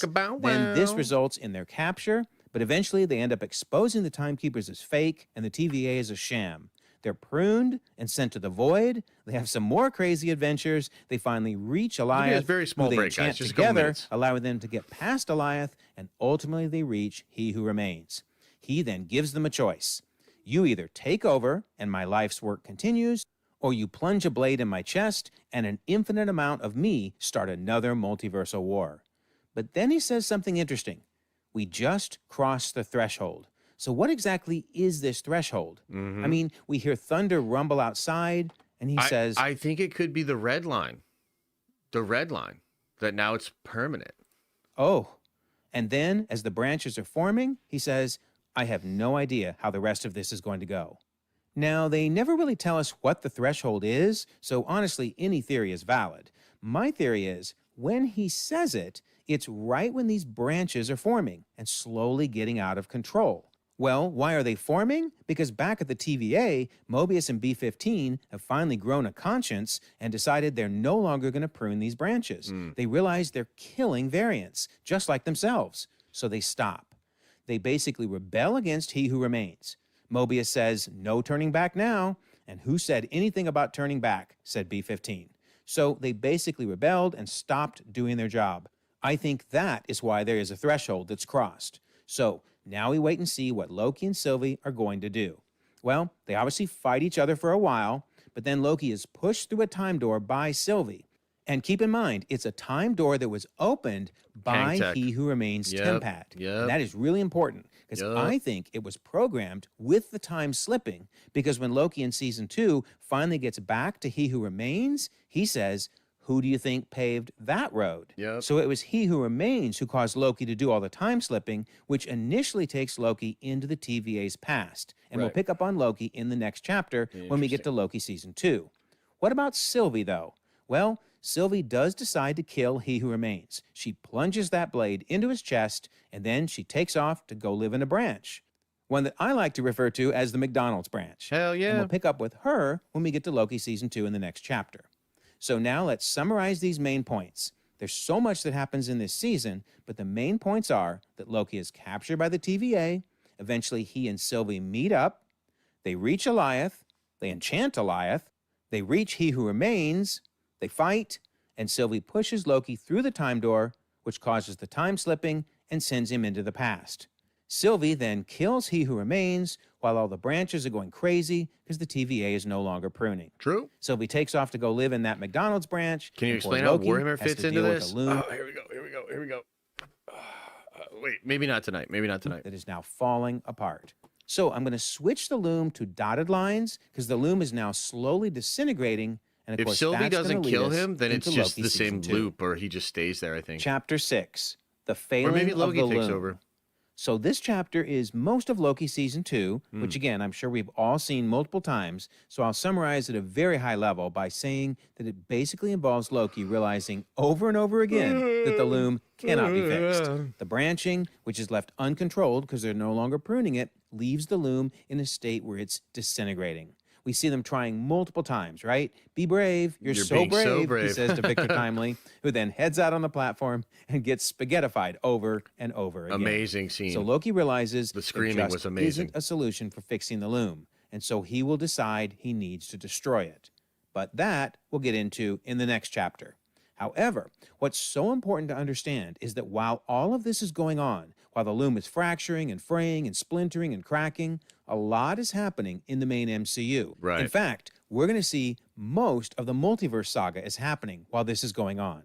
So, when Marvel released their season-by-season breakdown of all the different TV shows, we learned something wild. Notice, Loki Season 1 is right after Endgame, no surprise there, but Loki Season 2 does not end until after the Marvels. Thank so God. They're basically saying Get the all loom, that shit out of here. the dotted blue lines, Yeah, is all that slowly shit's going. falling apart, essentially thank God, during the blow it up. entire Multiverse Saga up to that point. Shit. So that means that most of the movies and shows that deal with the multiverse are happening while the loom is in place, Hell but has yeah. They cracks, gone. letting the multiverse in and out. So what do we think about that? I mean, They does it gone. make sense that Loki Season 1 and Season 2 are basically running parallel to other events in the MCU? Can we say Werewolf by Night? Well, sure. the timeline book actually shows us that Loki Season 1, that's the green bar there, has events happening while Endgame is going on. But then I told there you. continue I fucking told to you. be events happening in Loki Season 1 after Endgame, and in fact leading right up to WandaVision. I told you guys. So the timeline book is saying Loki Season 1 is happening parallel to other events, so therefore Loki Season 2 would as well. And when we get the updated timeline book, I'm going to bet the green bar will continue on until after the Marvels. Wild. So does that mean time flows in the TVA? That seems a little confusing, because in the first season, when Loki asks Mobius, "How long have you been here?" he says, "I don't know. It's hard to say. Time passes differently here in the TVA." Interesting. But in Loki Season 2, after Loki stops time slipping, Mobius says, "What do you mean you've been in the past? Where?" And he says, "Here." There's The no past in the here. TVA. Well, there is no past TVA, says Mobius. Time doesn't work like that here. And Loki says, "It does. It's happening to me." So the very fact that he could time slip into many different points of the past and even the future shows there must be some flow of time. Yes. So look at the fact that he goes back in the past to visit OB, and OB says it's impossible to time slip in the TVA. And then when Loki returns to the present, OB says, "A long time ago, he came to me complaining about time slipping." A long time ago. That says there's a flow of time. And the fact that they create a temporal aura extractor in the past, and then sure enough, it shows up in the present, again shows the flow of time. Yes. Look at the fact that Sylvie says, "I had to pull a memory from hundreds of years prior before she had even fought for them," referring to before they became TVA agents and when they were still in the sacred timeline. Hundreds of years have passed, and that's a flow of time. OB mentions 400 years passing. Wow. Ravonna mentions eons of friendship. He Who Remains mentions eons ago before the TVA. And even the lunch breaks are limited to 17 minutes. All of this implies there must be a flow of time. Yeah. I would even argue that the time twisters that we see in Season 1 reference time. I realize they're a spatial device. They move you spatially to a different location, but it's a location you were at in the past. Sure. So it can't even work if it can't tap into where you were in the past. So the bottom line is time does seem to flow in the TVA. It flows very differently, Sure. but it does flow. Fair. However, didn't we see that centuries passed for Loki during Season 2? Remember, Loki asked OB, "How long will it take for me to know everything you know about mechanics, physics, and engineering? Let's assume I don't know much, but I'm a fast learner and I'm a god." Decades? Loki asks. But OB responds, centuries. And sure enough, we see that centuries have gone by. Centuries later, yep. But was that centuries for everyone or just for Loki? Probably Keep just in mind, Loki. he kept time slipping back to the same moment to learn a bit more each time. It's similar to Bill Murray in Groundhog's Day, where he Yeah, learned this to vid play will stay piano up. This vid's over a gonna stay up. long span of time, but for everybody else, it was just one day. Man, poor Loki. All right, so while Loki Season 2 is going on, the loom is cracking and fraying and falling apart. Yeah. It's still intact, but it does have many, many cracks in it. That's what's allowing the multiverse in. So in this image, we can see the loom in the center, which contains all the things happening in Loki Season 1 and Season 2.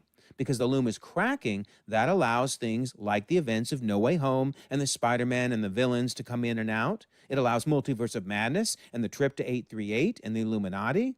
It allows traveling to see the Beast in the Marvels movie and the Kang Council and Quantumania to be able to see into the loom and realize He Who Remains was killed.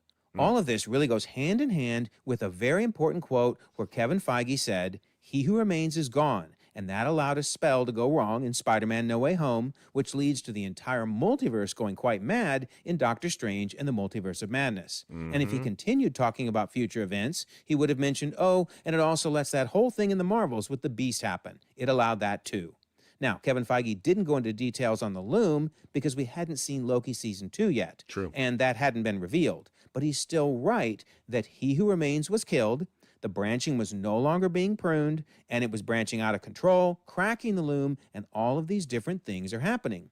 And so we just have to understand that, strange as it may seem, while the loom is falling apart in Loki Season 2, time is also passing in the main MCU, and Fair. crazy adventures are occurring. Yep. Perhaps when Loki was pruned out of 616, it started the events of the TVA and the MCU to run in parallel.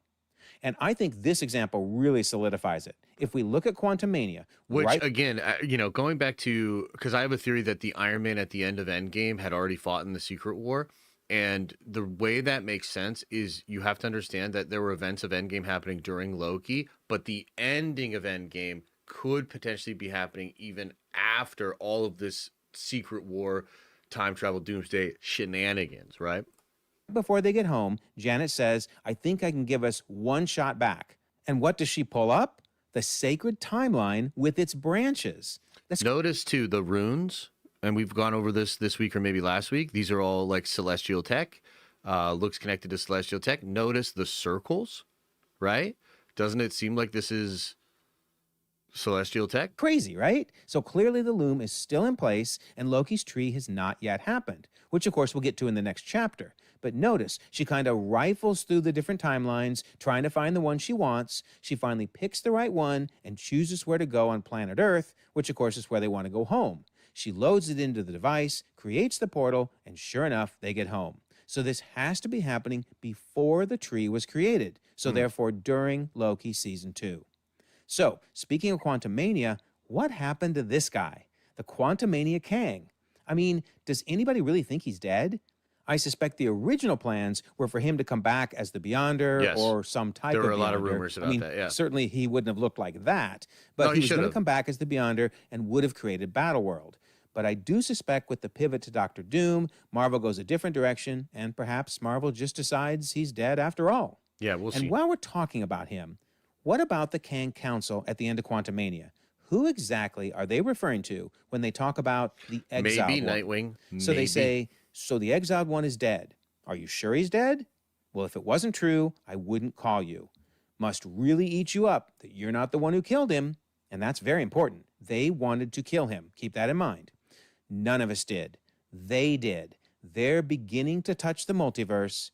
And if we let them, they will take everything we've built.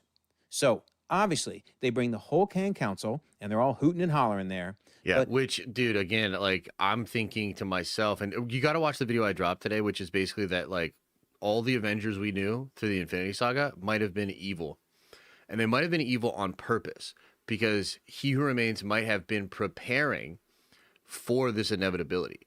And so, why are the Kangs so afraid of the Avengers on 616? Well, because they were handpicked by He Who Remains, and they are not like other Avengers, in my opinion. But we'll see. who are they referring to when they talk about the exiled one? I think this is really important to understanding what's going on in Loki Season 2 with the loom falling apart, etc. So let's look over these facts.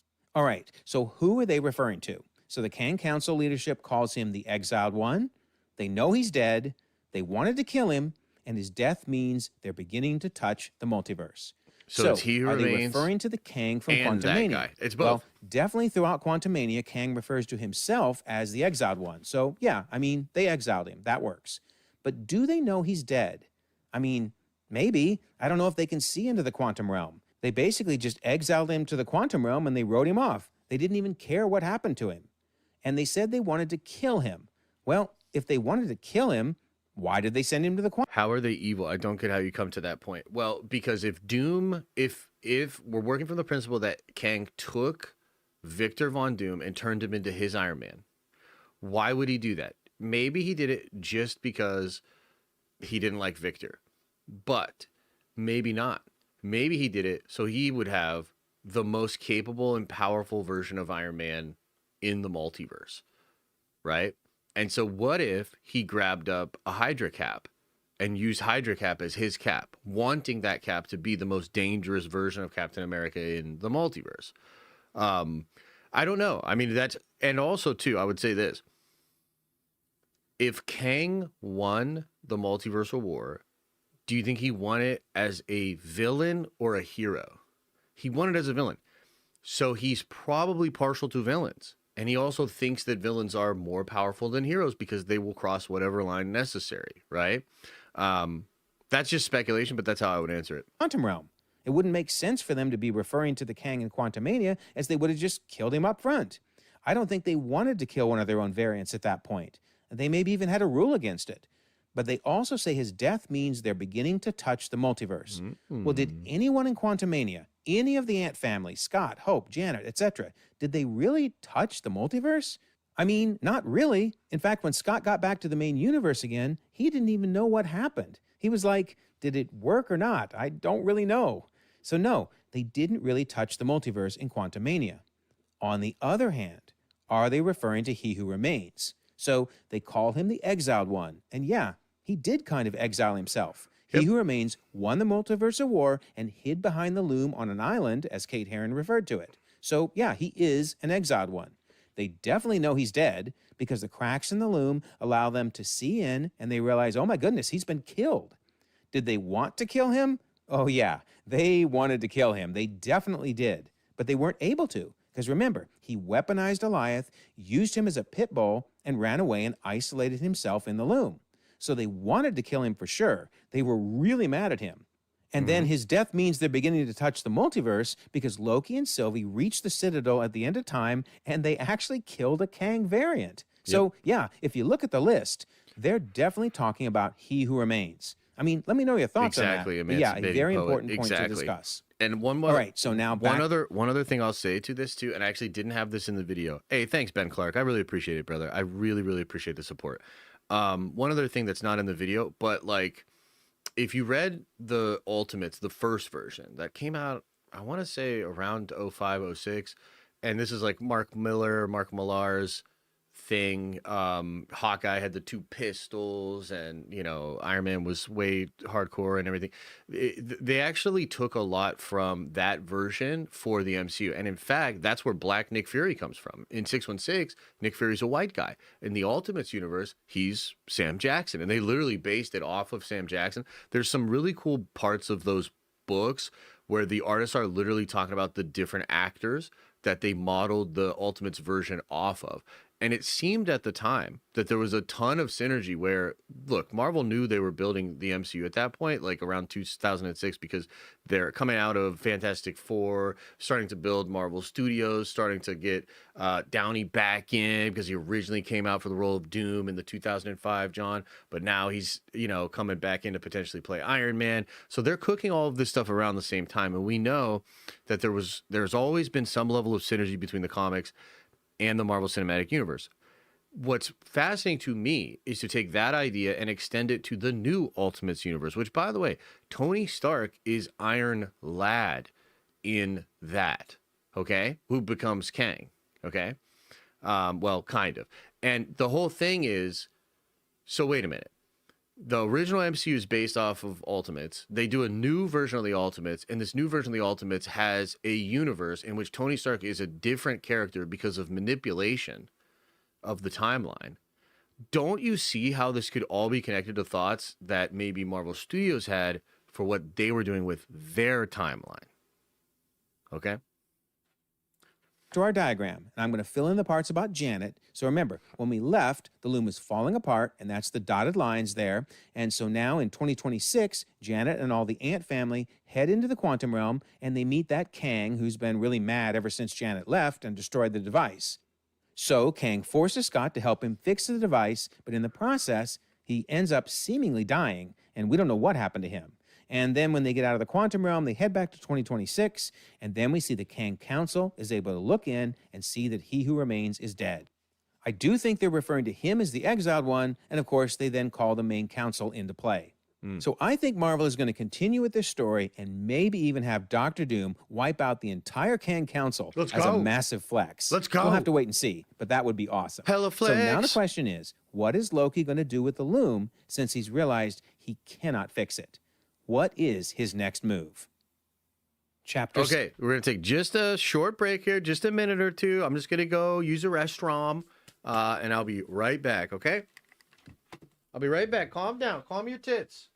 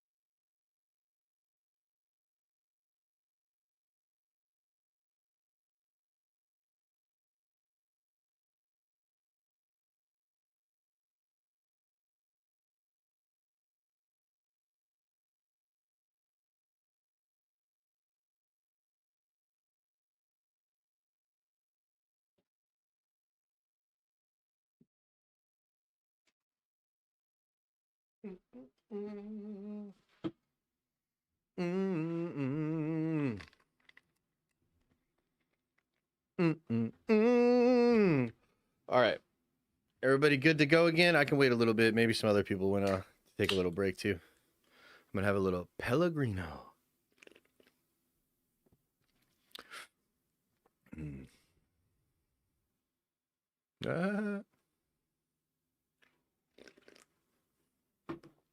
What's with the Coke hat?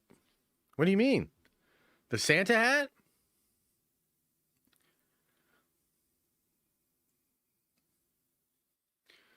It is juicy.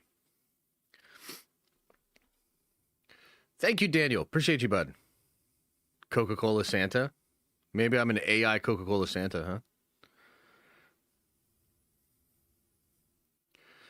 Pretty crowded. It would be hard to pull off Infinity War with straight action. Oh, dude, trust me, there's going to be a lot of action in this coming movie.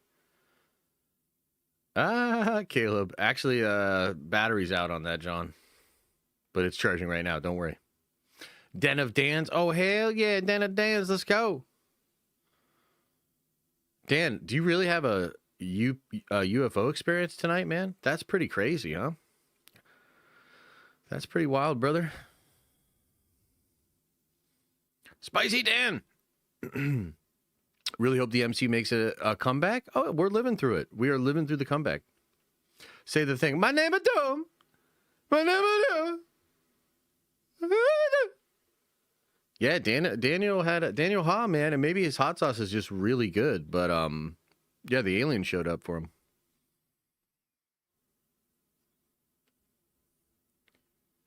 Who's gonna be the most important character for Doomsday? Oh, that would be Doctor Doom. That would be Doctor Doom, huh?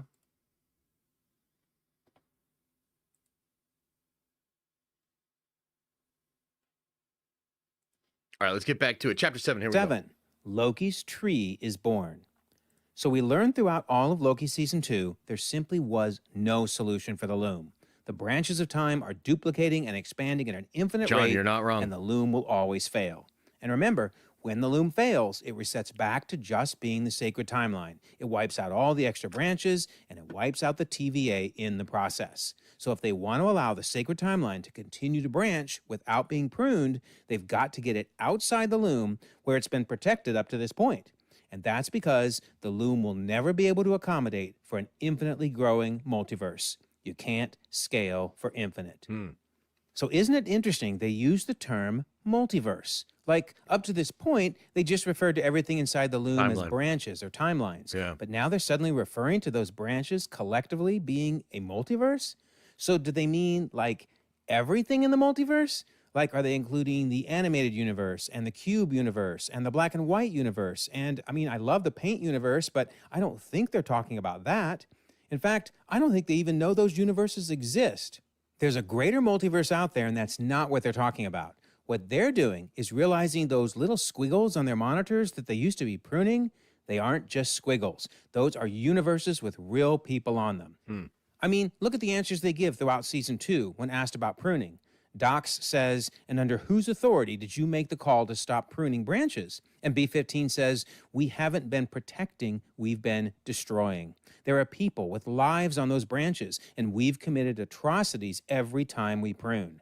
When OB says we need to prune these extra branches, B15 says that means the death of countless people. We can't do that.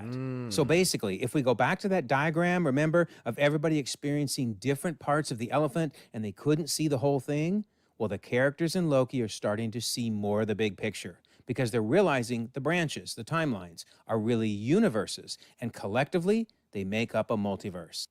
And in fact, it really goes back to that quote from MICHAEL Waldron way back in 2021 when he said the different universes are in a way different timelines. So he's saying it here, but now the characters in the show, B15, Loki, etc., they're realizing that those are really universes, and collectively, they are a multiverse. So Loki realizes he's got to do something. John. This loom isn't working. So he shuts down the No loom, Avengers for destroys life, it. baby. And that means all the branches that were being fed by the loom are now dying. He decides that he's got to bring them back to life, so he tries to revive one, And when he takes his hand away, it dies again. So he realizes, I'm going to have to do this myself. I'm going to have to make a big sacrifice play. So he grabs all the branches, takes one last longing look back at his old life, and then he heads up the steps, goes to his throne, sits down, grabs those branches, and literally plugs them into himself. Basically plants them in himself. He is now the dirt for the new multiversal tree because slowly it forms. And sure enough, now we have Loki's tree, the 616 multiversal tree, because it's the sacred timeline and all of its branched universes. But should we be calling it a multiversal tree? I mean, the characters did, right? I mean, Victor Timely said it's a multiverse. And honestly, that fits perfectly with what Bo DeMaio, who wrote X-Men 97 Season 1, said in that quote we discussed earlier. Remember when he was asked the question on Twitter about how the X-Men universe is tied to the MCU? He responded, I know all my discussions were to view it as its own neighboring tree, not a branch of the Multiverse MCU tree. That language matches perfectly with what Victor was saying. And notice that Bo said that it was, quote, from all my discussions, meaning this isn't just one writer on one show saying this, but it sounds like it was the direction coming down from above, ultimately from Feige. This is how the writers needed to view it. Just get Trent out of here, guys. Like, literally, it's that simple. Here, I'll do it. Branch See you never, bud. Are a multiversal tree. See ya. And in fact, that fits like it's perfectly literally just with that what the simple. Watcher's Like been saying fuck all these people, along. bro. If you Ironically, want to waste what your if actually stupid had ass the time right coming in, terminology because disrupting it is the fun 616 we're having, multiverse, then you're and an he is observing asshole. New universes I being wish we could do created. worse to you. This right here, but we can't this just is block a new you. universe literally being created, or rather, Doctor Strange recreating this universe, but he was never born into it. So, yeah, the terminology in What If is really the right terminology. That is actually really interesting. It seems that there's a 616. Hot take, the worlds are technically dead. The timelines and the realities are just magic projected Loki. Nah, I love this video. Yeah, something like that could be going on. It's like he's kind of just keeping them alive, but it's like, I think it means they're at an end point, but all the events are still there. You know what I mean? But yeah, he's certainly keeping them alive. Yeah. Universe, and it has branched universes, and together that's the 616 multiverse. In fact, we see it here. In the finale of What If Season 2, the Watcher goes outside the tree, and sure enough, we see the same Loki tree. That's the same thing he's been watching and referring to all along as a multiverse. I love it. It's There's really no perfect. drama. I don't even know what the guy was saying. What If Season 3 raised some questions regarding whether the Watcher only observes the now, this right here could be Library of Worlds territory. There is an image. I wonder if I can find it. There's an image from that Shanghai light show with Doctor Doom that seemed to show the same thing, and also seemed to show like shattered universes in the same way that you see in this scene in What If. So this could be the Library of Worlds. 616 universe, or whether he oversees the other universes. He mentions alternate realities and parallel universes, which sounds a lot like He Who Remains stacked universe terminology. And he says it so matter-of-factly when he says, you get the point. But then he says, in the farthest reaches of the multiverse, all right, let's do something that I'll probably always forever regret and give Carl a in the wrench. Wild West, which could potentially be in a parallel universe, separate from the 616 tree. Also, is that the same Watcher, Uatu, checking out the X-Men 97 universe and the Friendly Neighborhood Spider-Man universe? Well, we do learn Uatu's origin as he becomes a disciple of the Order of the Watchers, confirming that there are several Watchers, as we saw way back in Guardians of the Galaxy Volume 2. But it's unclear what we are viewing here. Uatu is told this is everything, but we don't know when this is in the MCU history. Is it the dawn of the multiverse? Is it pre-Multiversal War, during the period of the Loom, etc.? So it's unclear what the scope of Uatu's watching really is. Fair. Maybe we'll get an answer if he shows up in Doomsday. Adding further questions for consideration, we're left wondering the scope of Captain Carter's group of exiles. Yeah. We see that they have one of Kang's time chairs, which would theoretically allow them to jump around in time and perhaps even visit other trees across the multiversal forest. Yeah. They're also giving names to the universes that are part of Loki's tree, because 625 is a story that continues from a branch of What If Season 2. Now, this is different than the TVA, who don't appear to be numbering the branches in each tree. But it gets even wilder when we see Storm as part of their group. Unfortunately, no explanation is given regarding where she came from. And finally, we see them playing a foosball game on a table filled with characters that don't exist in the 616 tree. There are heroes and villains from the X-Men of 10005, the Fantastic Four Too of bad that show was 828, dog etc. shit. This seems to indicate the exiles are aware of the other trees across the multiverse. There's a Doom? It would have been nice to have spent more time with the Wait a exiles. minute. There's a goddamn Doom on there? Ain't no way. Ain't no way. To learn about their mission and their understanding of the greater multiverse, but unfortunately, we're left to decide for ourselves what the backstory for this group is. Perhaps an easier question to answer is whether What If Why are those is green? an animated universe or not. We know the main 616 is live action, but in What If, it's portrayed as animated. I mean, we've seen actual animated universes. So is What If animated? Well, clearly the answer is no. Here's something interesting that he's not mentioning, but just popped into my head. Why would Steven and America join the form of the universe that they are slipping through here? Meaning, why isn't this a Roger Rabbit scenario? Why are they becoming like the universe? That's kind of an interesting question, man. I mean, sometimes it's just a creative choice to show things as animation, like this right here. This is from I Am Groot Season 2, and obviously I Am Groot is in the live-action main 616. Yet here we see Uatu in animated form, watching away. And in fact, an even better example is in Guardians of the Galaxy Holiday Special. We have a flashback that's animated, but obviously they didn't suddenly turn into animated characters at this point. It was a creative choice to show it as animated. So with What If, it's likewise a creative choice to show it in animated form, even though it's really live action. Another great example is Werewolf by Night. I don't think it's in a black and white universe. Sure. In fact, the timeline They book did a makes colored it version clear anyway, yeah. because this is a picture from the timeline book showing it's actually in a color universe, not black and white. In other words, it's part of the 616 universe. So sometimes there's creative choices to show something in black and white, and other times, like the Noir universe, it actually is a black and white universe. Really cool stuff. All right, so let's go back one last time to our diagram we've been using to illustrate the history of the multiverse. So remember, we left with Loki and the Loom falling apart, slowly disintegrating. So Loki makes the call, I've got to shut it down. And of course, when he shuts it down, that leaves the branches dying. So Loki has to grab them, pull them into himself, Yes. and he creates the new 616 multiversal tree. Yes. Also, the new TVA is formed, and we're going to talk about them in the very next chapter. But one last thing to point out is, because they're no longer pruning, I think we're going to see these branches continue to form and maybe start to overlap between different parallel universes. Ooh, I like that, So yeah. maybe one of the Kang universes, or 828, or 10005, etc., may start causing incursions. And so we'll talk about those in an upcoming chapter as well. Chapter 8, Life After Loki's Tree. Interesting. So, what is life like now that Loki's tree has been formed? I mean, we have Loki helping the tree grow. He's kind of stuck right now. I mean, will he ever get out? I hope so. I hope he gets to see Thor at some point because I want those two to reunite. Yeah, I think maybe so. that'll be down the road. But I'm also worried Dr. Doom. By the way, they literally just spoiled that. Well, it's not spoiling it, but they literally talked about Loki and Thor being on the same team in the Avengers Doomsday stuff. So here, I'll show you. I'll show you just because it's kind of cool. So here we go. Chris Hemsworth, Tom Hiddleston with the team with Anthony Mackie, Paul Rudd, and all of them. So literally, like, they're promoting this. This was in London. They're promoting this, the Doomsday film, showing you right front and center that those two are going to reunite and be on the same team in there. Pretty cool. Coming to unseat Loki off that throne.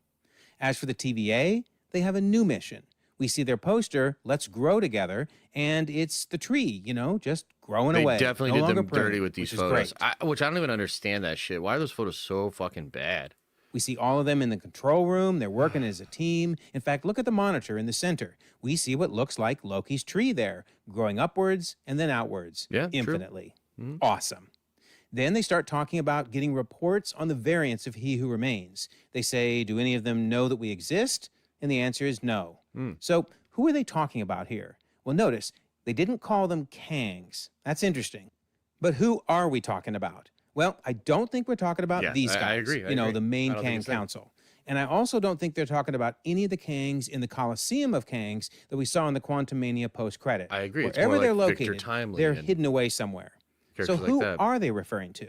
Well, remember, when the loom was in place, they pruned the branches. And why did they prune? Because some of those branches inside the loom could have formed a new He Who Remains. Yeah, totally. Well, likewise, now that they have a multiversal tree that's not Appreciate being you, Kendall. pruned, Have a good night, some of brother. those branches in the tree could become a branch with a He Who Remains. So that's what I think they're monitoring. Anytime a new He Who Remains pops up inside the multiversal tree. And so far, none of them have caused trouble. Well, they do say one of them caused a little bit of ruckus on 616 Adjacent Realm, which we discussed earlier is referring to the quantum realm, since there's only one for the multiverse, and therefore it's basically adjacent to everything, including the tree. So they said they handled it, but we're good for now. So one of their missions is definitely to keep an eye on the 616 multiversal tree to make sure no new He Who Remains pops up, and if so, they keep an eye on them. We also see them all working together in the war room as a team. That's awesome. But we also discover they have expanded their mission beyond Loki's tree. Now that the loom is gone and B-15 is in charge, they can use He Who Remains software to track the other parallel universes. Keep in mind that we saw that the TVA is massive. Hundreds of thousands of people must work there. And since they're no longer pruning branches, they basically have nothing to do. So rather than just monitoring the 616 tree, which is very stable at this point, they've expanded to monitoring the other trees in the forest. Maybe. So Loki's tree is 616 and its many branches, but the greater multiversal forest includes lots of universes. 838, 828, 10005, the Spider Bros and Venom, Blade, Elektra, earlier versions of the Fantastic Four, etc. Yeah. One big reason we know the TVA has expanded their scope is they used to only use the 616 numbering, as we discussed earlier. But now they're aware of the greater multiverse, and they began numbering the other parallel universes, which we see with the 10005 X-Men universe. We see that numbering appearing on their monitors as they're tracking the events in 10005. And we see that Paradox, who's tasked with managing 10005, inviting Deadpool to join the 616 universe. He says, "You've been chosen for a higher purpose, a purpose unclear even to me, but one that could save the entire sacred timeline from a possibly grisly fate sometime in the future." And this is really key. He says, ready for a chance to leave your timeline now and join the greatest universe of all. So he's leaving his timeline in 10005 and joining the 616 universe. Yep. Then Wade gets the bad news. This is your universe, Mr. Wilson. Notice he's now talking about the 10005 universe. That is what happens when a universe loses their anchor being. Now, I'm going to be honest. I'm kind of hoping this is more of a clever joke about how movie studios continue to pump out movies even though their main characters died. In other words, I'm hoping anchor beings are metaphorical. Yeah. And I really hope. Anchor beings are terrible.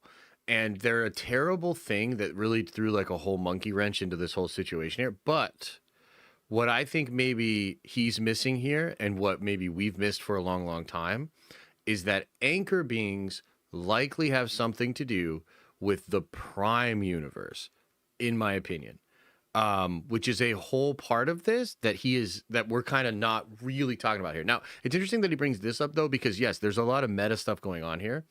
And I do think like this idea of an evil force that separated all the timelines and made it so things couldn't cross over relates to the suits and the executives that maybe caused all of the problems with Marvel, right? And there's obviously a lot of meta stuff going on here. However, the anchor being thing, it doesn't make sense, but I think the reason it doesn't make sense is because it's connecting to a piece that we haven't fully realized yet, that this entire story is only part of the story, right? Won't return to this as a concept again. But regardless, the death of Logan sent shivers down the timeline, and thus 10005 is going to eventually wither and die. Paradox has been tasked with overseeing the end of Wade's universe, but he's no longer allowed to prune because the TVA doesn't do that anymore. But he wants to be the Mercy Killer. So then things get interesting. He explains that he has a time ripper that will destroy the space-time matrix of the universe. Now notice, this is much more efficient than Dox's usage of the reset charges to destroy branches in Loki Season 2. Remember how she had to manually place the bombs in the branches, and then it was connected to a central control panel, And it's important to note that she destroyed not just the branch where the bombs were in place, but even destroyed any child branches as well. Yep. So notice that we see all of the child branches withering away after the parent branch is bombed. Now, that's actually really interesting. Okay, so, okay. I think it's possible that in Secret Wars, not Doomsday, but Secret Wars, we find a way to access these dead parts of timelines that are maybe out there a little bit in some way. And the reason I think that is there was a one shot. Well, I think it actually became more than a one shot, but there was a comic that Marvel made called Timeless, which was right around the time that they were introducing Kang in the MCU. And again, we know there's synergy there, especially since Feige became CCO of Marvel Entertainment overall. And Dan Buckley, the publisher of Marvel Comics, has an office in LA, basically right next to Kevin Feige. And that is a thing. In this comic, Timeless, Kang finds a universe that's a dead universe that is somehow being kept alive. Now, what they find when they go in there is that it's a Reed Richards that becomes Doctor Doom and takes this time stone and the space stone maybe and replaces his eyes with those infinity stones. And he's using the power of those infinity stones and also the power of just, magic and shit to literally keep a dead timeline alive. So I think it's possible these little dead timelines here might still be around in some regard in Secret Wars, even after the end of everything. But that's just kind of like a theory or a hunch. But Paradox wants to destroy the entire 10005 universe, and he needs the Ripper to do that. The Ripper will eliminate all timelines, starting with the main trunk. And then Cassandra wants to take things even further. She'll destroy this universe, 10005, and then the next, and the next, and the next, until all that is left is the void. In fact, that sure sounds like a plan Dr. Doom may be employing as well. Yeah. Luckily, Deadpool and Wolverine are able to save 10005, but they do get a lecture. Yeah, Caitlin, Wade I think so. brought an Yeah. Omega-level mutant to the timeline, and Logan shouldn't be anywhere near this timeline. But ultimately, B-15 relents and lets him stay, which is similar to the Black Widow in What If Season 1 being allowed to stay in a different branch. And we'll discuss more about why that's okay when we discuss the rules around incursions. Finally, we see that the entire 10005 universe is regenerated. Yeah. They not only saved their world, but they also spared their timeline from extinction. Okay, this is really important. This connects to rumors about the Sentry, and right now the rumors are that Sentry is going to act like this sort of furnace or battery cell that's going to power Battleworld for Doctor Doom. And the current rumors suggest that Sentry's ability to hold antimatter and matter energy together makes him essentially a time ripper, a living time ripper, which would have the ability to not only stop and destroy the universe, but fix it and recreate it. That's what Deadpool and Logan do together. They utilize those energies together and maybe the power of friendship or something and create literally a new timeline or fixed timeline, right? That's literally what Doom's about to do. Now let's talk about what we've learned about the Void. First of all, is there only one for the multiverse? Similar to the quantum realm? I do think there's only one Void for the entire multiverse. Yeah, I think there's only one, just like the quantum realm. And that's because the guy, that version of Johnny says Reed called it a metaphysical junkyard. Because in this Void, we see Easter eggs from the MCU, such as the Shatari, and we also see items from the X-Men universe, such as the bridge from The Last Stand, and then we see the helicarrier, which is from the MCU. It's described to be a metaphysical junkyard where the TVA sends people that don't play nice with the rest of the multiverse. In fact, we see that Blade and Elektra were pruned to the Void, and they mention the Punisher as well. They were likely from different parallel universes. We also see Eliath, and it's mentioned specifically to be the one from Loki Season 1, Episode 5. Such a hilarious line. Yep. All right, so now on to another question. What exactly happened to Ravonna? When we last saw her, she was in the Void, just laying there. She sits up, she sees a pyramid and a sphinx, which does kind of make you think Rama Tut's Kang might show up. Sure. In fact, somebody does show up, but we don't know who. Or every universe where Rama Tut was eventually going to become Apocalypse and become a threat was also pruned. Hard to tell if she's excited or scared. Perhaps she was consumed by Alioth? We just don't know what her fate is, so for now that's an open question. We do, however, get a big tease that the Void is where everyone may eventually end up at the end of Doomsday because of this comic cover over on the left. That's a Secret Wars comic that seems to be a huge tease for Battleworld because it's issue number 5 of Secret Wars with Doctor Doom. So it may turn out the Void is the only place in the entire multiverse where everyone can show up without creating incursions and causing other issues. And while we don't know much about his plans, we know Doctor Doom... Well, yes, it would be... There's some iconography in Moon Knight that suggests Insabanur in some way was there. But again, that's just Apocalypse before it became Apocalypse. So, meaning, yes, that's probable. Because then if you're Kang and you want to eliminate it, you don't eliminate it when he's at full power. You go back in time, right? And obviously then maybe you're just writing it in a way that there is no Insabanur, that he doesn't become Apocalypse. There's no celestial tech there. And then every time something happens where maybe he pops up, you just prune it. ...is coming. And when he's done, the multiverse will likely be no more. So we saw him in the post-credit scene for the Fantastic Four, and he'll likely be using Franklin in his plans. And we know that 616 will be dealing with a huge space crisis, even if Yelena is having trouble getting details on it. Yes. Note that the monitors can detect that there's an extra-dimensional ship, which is certainly interesting.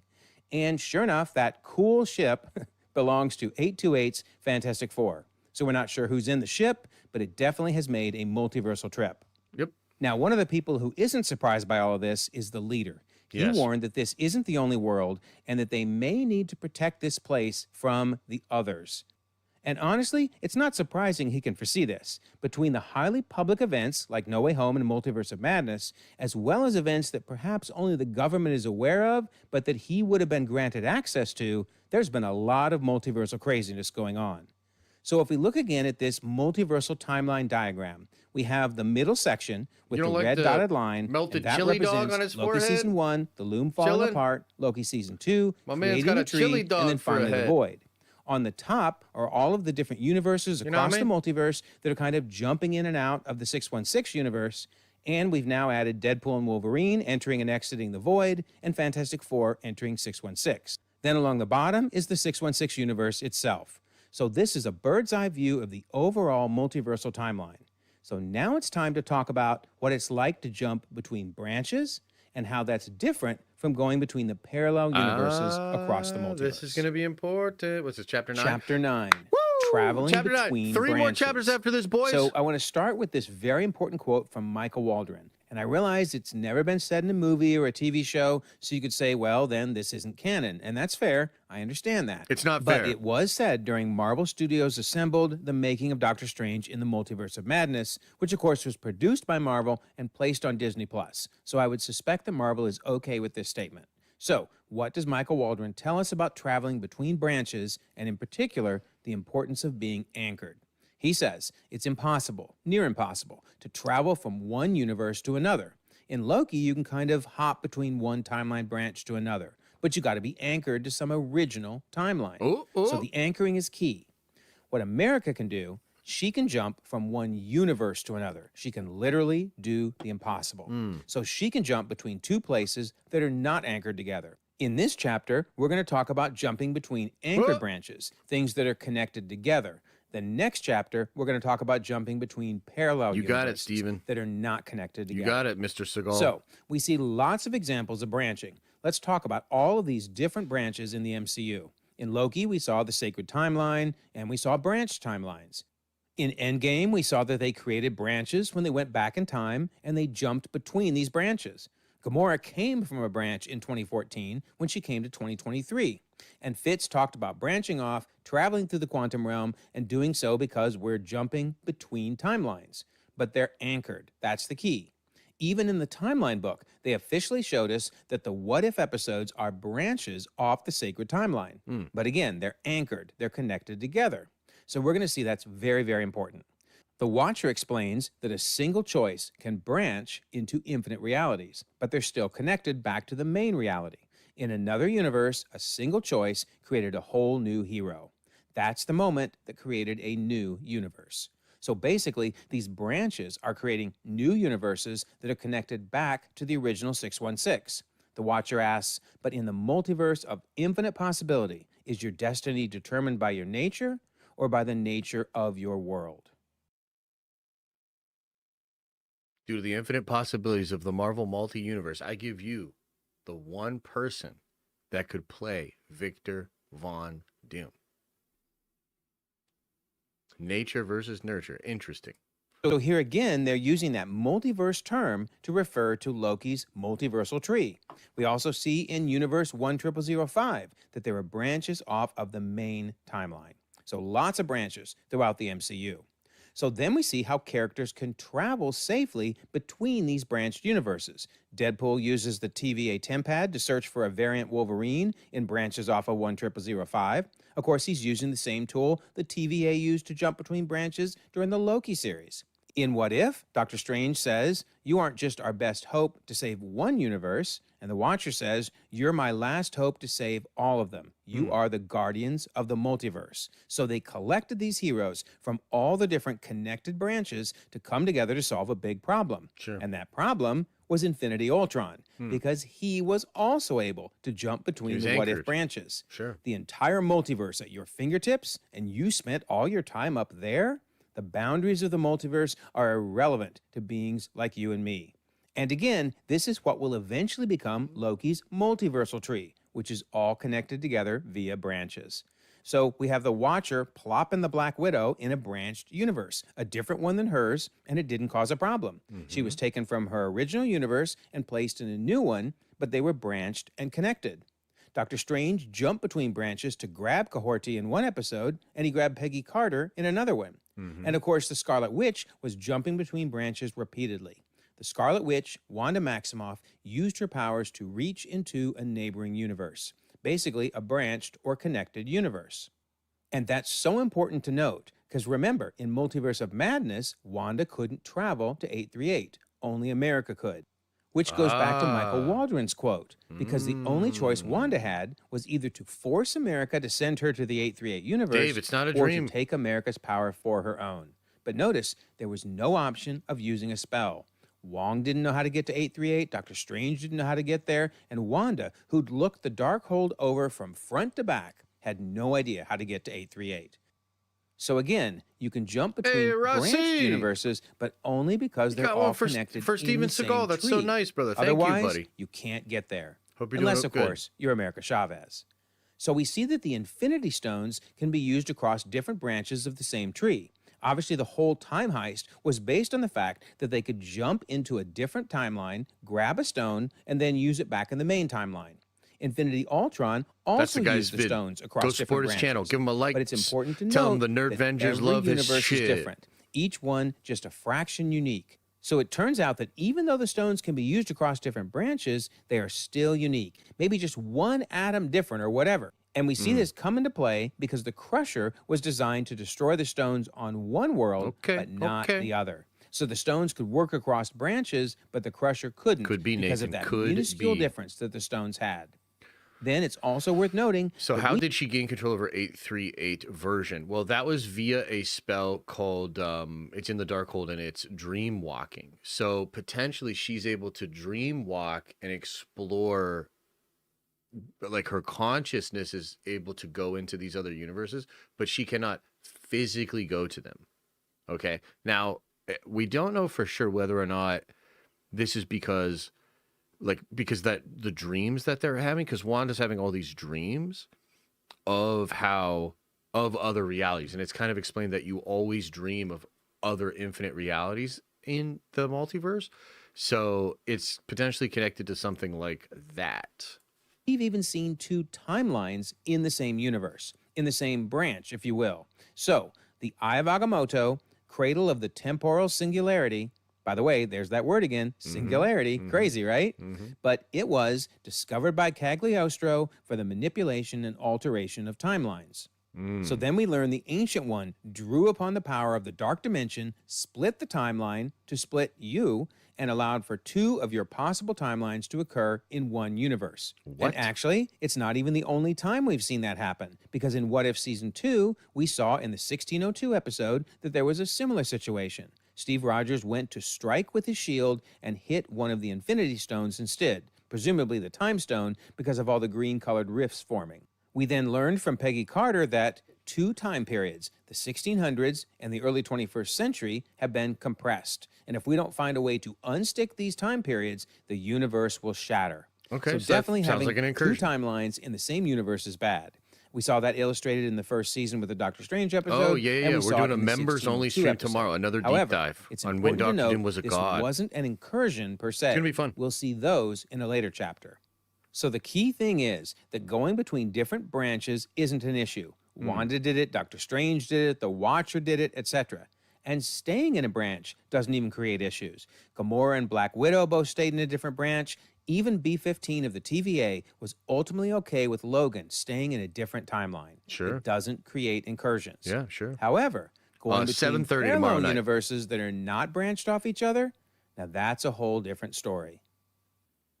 Chapter 10, Traveling Between Parallel Universes. Interesting. So let's start by talking about America Chavez. We learn that there seems to be only one of her across the multiverse. When asked about 838's version of her, she says, "This universe doesn't have a me. None of them do."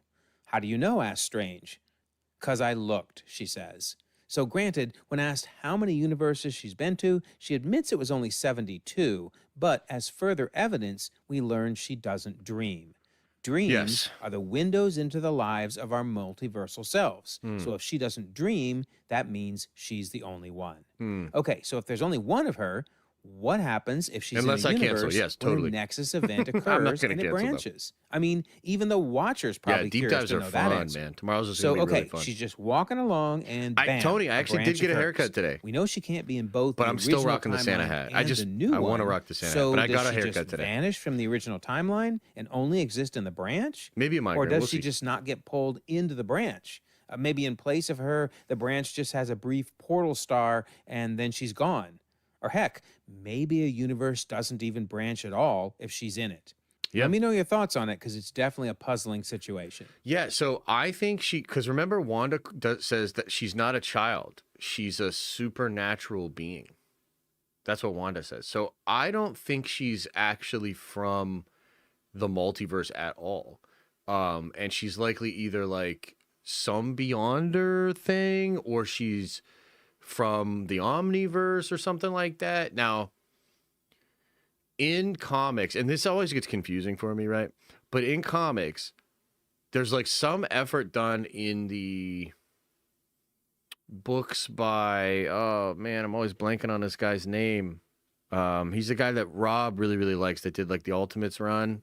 Not like Jim Starlin, but like the other guy that does a lot of cosmic shit. Somebody in chat will tell me. But within a lot of his writing, there's this idea that the Demiurge was the thing that killed America's parents. And what the Demiurge is I mean, like, so there's multiple like versions of the Demiurge. The Demiurge is an actual thing in like Gnostic Christian beliefs and like Gnostic beliefs. But I believe in Marvel Comics, what the Demiurge is a being that is able to redefine how magic works in a reality. Okay? So there could be some thing to that, but I'm just really not sure. And also, too, I know the Scoopers, to go back to the Scoopers are all mad because America's not, from what I understand, she's not really in Doomsday, and she's not going to be the thing that helps them travel between universes. That's actually going to be Franklin now. So I've heard them complain about that behind the scenes because I'm on their Discord. They don't even know it. I'm in the walls. So yeah, I've seen them complaining about that, which leads me to believe that like, yeah, they might even just drop this shit and abandon. Yeah, which is Anyway, fine. in Who Multiverse of cares? Madness, we learn that America Chavez can form a portal between universes. But let's be clear, it's not the same as going between branch timelines or branched universes. We saw that happening in What If left and right. I mean, they jump between branched universes like it was nothing. Instead, we're talking about going between completely disconnected parallel universes where there's no anchor point, there's no branch between them, similar to stacked universes that He Who Remains mentions. So, for example, America could jump between Mark Miller 616 Ultimates, and man. Good 838, shit. something Doctor Strange couldn't do, Wanda couldn't do, Wong couldn't do, etc. She could do it innately with her own abilities in creating these portals. Now, I do have to wonder, though, even though she didn't really understand how she was creating them, can we find clues to how these portals were being created if we look across the MCU? Well, interestingly, we learned What would that your in Thor secret the Dark scooper World, name be? The Dark Elves used something called black hole grenades. Now, in the movie, they never called them that. So how do we know that's what they're called? Well, of all things, I can't in think of anything Spider-Man good. Homecoming, the Vulture scavenger crew had things like Shatari railguns and then also had black hole grenades. They give a name to these things from Thor the Dark World. So what on earth are black hole grenades? Well, the Marvel Cinematic Universe wiki has a really good theory. It says the black hole grenade is a weapon used mainly by the Dark Elves that creates a miniature gravitational singularity. Whoa, a miniature gravitational singularity. And if you think about it, that's what we saw in the movie. Yeah. As Malekith was just chucking these things around left and right, and notice it would create this gravitational pull, but just around the focused area. Nowhere else was affected. So when you threw it on the throne, it just sucked in the throne itself, and then it vanished. So is it possible that at the center of her portal, America Chavez is creating her own miniature singularity, her own black hole, if you will? Hooper Scooper? I mean, Yeah, maybe, she obviously yeah. doesn't know that's what she's doing, but is it the mechanics behind it? Well, if we look really closely as her portal forms, notice the bright star in the center. Maybe that's the singularity. Maybe that's what she's created there. Because once it vanishes, once it disperses, we definitely see that we end up with this portal between two different universes. So whether she's doing it intentionally or not, I have to wonder if maybe that's what's happening. Because the portal looks so similar to Take the care, buddy. rift that we saw forming in the Marvels. Fair. In fact, let's go take a look at that to see if we get more hints to how America is doing what she's doing. Let's do it. So in the Marvels, Dar-Ben used the bangles, which I suspect are Kang tech. Yep. She creates a rift in space. Which I suspect are even though actually she didn't celestial really tech. mean to, but she ends up doing it. And notice that at the center of the rift, there's a small black hole. Most definitely a singularity. Yep. And then it vanishes. And now we have a rift between two parallel universes. Looks very similar to America's portals. And look how Monica describes it. It's a self-propagating singularity with negative mass and non-Newtonian topology. I love Kamala looking at her like, what are you saying? So Monica dumbs it down a bit for all of us and says she tore a hole in space-time. And basically, that is a different reality bleeding into ours. So Monica, of course, goes in and closes the rift, but she ends up on the other side where she meets Beast. And Beast explains it as best Beast he knows. can. He says, my theory? Which, by the way, the reason Beast might know is they might be going out there and killing other universes. You somehow cross through a tear in space-time, you are now in a reality parallel to your own. Notice he says parallel, in other words, not connected, no branches. It's very similar to how He Who Remains described the universes being stacked on top of each other. And then he says, which of course is impossible. And Beast is one of the smartest people on the planet, so the fact he doesn't know how to jump between the two different parallel universes says something really special happened. Speaking of parallel universes, Reed Richards was doing a lot of research on that topic over in 828. True. Here we see him theorizing that this equation not only confirms alternate dimensions, but it suggests that parallel Earths exist on different dimensional planes. And we see illustrations of this on his chalkboard. This image illustrates how he might travel between bridge. different universes. And here again, we see him looking at how one might go between universes. Then, on this chalkboard, it appears to be a wormhole to another universe. And here we see a Penrose diagram, which theorizes travel between parallel universes can be accomplished via a black hole, just like we saw in the Marvels. Plus, we saw Reed using wormholes and black holes throughout the movie, especially during their spectacular outer space battle with the Silver Surfer. Okay, so now let's go look at Moon Girl, which may or may not be part of the same multiverse. Peter's but very sure smart. uses a lot of the same concepts about going between parallel universes. So at the end of Season 1 and into Season 2, she's pulled into a mysterious portal, and she ends up on an interdimensional highway, and she runs into the show's version of The Beyonder, which is interesting considering from the the old Beyonder's X-Men show. association with Secret Wars in the comics. Yeah. But anyway, so the Beyonder says that's an cool. interdimensional highway is no place for a human like you. So they travel down Isn't the that highway, literally and what they they get out of said it to- and land in on the- a planet. to, And it turns out the Beyonder wrecked. Lunella Bishop? says we could use Isn't that that black literally what he hole says to to get Bi- back to home. Bishop? She explains that when matter enters a black hole, it's at the risk of being stretched into a thin ribbon by the hole's gravitational pull. As it approaches the singularity, there's that word again, you get spaghettification. Of course, Victor Timely demonstrated spaghettification many, many times in the Loki series. So then she says, but if an object travels through the non-spinning black hole fast enough, it can make it through the singularity virtually unaffected. Wild. So then she says, I just need to build something that will travel as fast as the speed of light to survive the travel. And the only thing theorized to yield Alcubierre warp drive is negative mass. Alcubierre warp drive? What is she talking about, right? Well, once again, Marvel uses science theory because the Alcubierre drive is a speculative warp drive idea according to which a spacecraft could achieve apparent faster-than-light travel by contracting space in front of it and expanding space behind it under the assumption that a configurable energy density field lower than that of a vacuum, i.e. negative mass, could be created. So she says, that's it. I'll build a ship propelled by negative mass. And you might remember the words negative mass because Monica said that as well. A self-propagating singularity with negative mass. So everything is just syncing up so well between these shows and movies. Anyway, it's time to go home, and sure enough, Lunella is able to travel through the black hole and get back to her universe again. So cool. Also, in Loki Season 1, we went on a trip backwards through the reverse creation, if you will, of a universe, back to its very first origin point.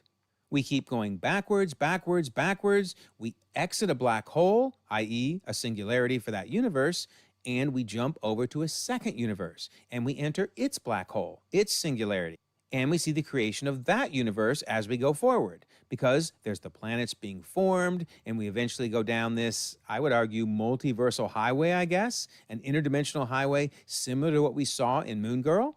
A lot of the imagery is the same. It's just so cool. And of course, we then ultimately end up outside of the sacred timeline, viewing it from the Citadel at the end of time. So I think Loki season was showing us how to exit one black hole in reverse and then enter a second one, and to see that that is how those universes were formed. In fact, does a new universe actually get created out of a black hole? Well, yeah, we kind of saw that in What If Season 2, because we learned Strange isn't trying to save universes, he's trying to resurrect his universe. He uses this device, which looks a lot like Kang's multiversal core, I should note, but he ultimately uses it to create, I believe, a singularity. Yeah. I mean, whether that's a white hole or a black hole is a little hard to tell. It's a white It's hole. definitely a singularity because Doctor Strange recreated this universe, but sadly, he was never born into it. So he created literally a new universe out of a singularity, a black hole. Plus, it seems that this maybe isn't part of Loki's tree, which would make sense as it is a brand new parallel universe that wasn't branched off the tree. Interesting. Also, I love this. The Celestials travel via black holes. Yeah, Did this you is notice cool, this from yeah. the Eternals movie? Erisham, at the end of the movie, when he leaves, he forms a black hole. Yep. That's what he enters into, and it closes, and he's gone. Yeah, it's pretty probably cool. how he reaches the World Forge, which may be in a different dimension or different universe. We're not sure where it's located, but yeah, even the Celestials travel via a black hole. So we're seeing repeatedly these black holes are being used to jump between parallel universes. In fact, look at the destruction of Asteroid M in X-Men 97 Season 1. Is this creating a black hole? So nukes are sent into the core of Asteroid M, and when it blows up, watch this. Something is definitely forming on the inside. Is this supposed to be a black hole? I mean, I'm not sure, but I know this much. When it all clears, that sure looks like a rift in space. And if you watched X-Men 97 Season 1's finale, you know that at least 3 of the characters are gone, and we don't know where they ended up. Are they in a different universe? Who knows? We'll have to wait and find out, because Season 2 is going to be here before you know it. But I just love how we consistently keep seeing these black holes. Because again, only America Chavez is able to do this on her own. Everybody else has to do it through Kang Tech or some crazy accident caused by bangles or nukes, etc. Speaking of accidents, let's look at whether Doctor Strange is able to create a portal between universes. I mean, his spell in No Way Home pulled in all the villains, the 2 Spider-Men, Venom, etc. And reversing the spell sent them all back again, along with sending Vulture to the Morbius universe. We'll talk about that in a moment. But I thought only America could do this, right? So what's up with that? No. Well, we have to look at the details here. The spell he used travels the dark borders between the known and unknown reality. On top of that, Peter changed the spell 6 times. That spell was out of control. If I hadn't shut it down, something catastrophic could have happened. And of course, something catastrophic does end up happening. But the key is, none of this was intentional. Dr. Strange had no idea how it happened. It was a combination of mistakes combined with the Loom going nutso at that point.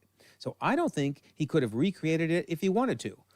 But remember, Kevin said the death of He Remains allowed this spell to go haywire. His words. All he could do was shut it off, and eventually he reversed it. But creating a new one? No, I don't think he can. Because in Multiverse of Madness, remember, Doctor Strange couldn't get to 838 and certainly couldn't get back home to 616. He needed America to do it.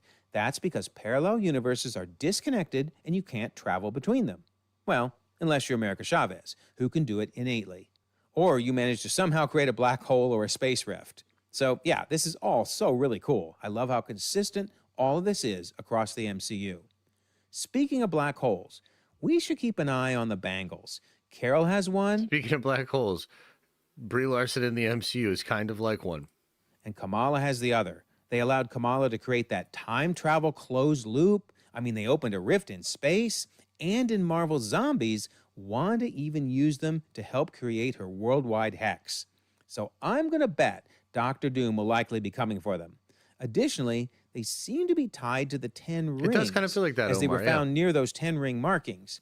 And of course, appreciate those 10 all rings the support, are quite a mystery. They were sending out that beacon to somewhere unknown. Plus, they had markings similar to Kang's multiversal core. Yep. So all of these items together may combine to allow travel between parallel universes. We'll have to wait and see. But that does lead us to the next chapter, which discusses what happens when these parallel universes start to collide. Oh. Chapter 11, Incursions Between Universes.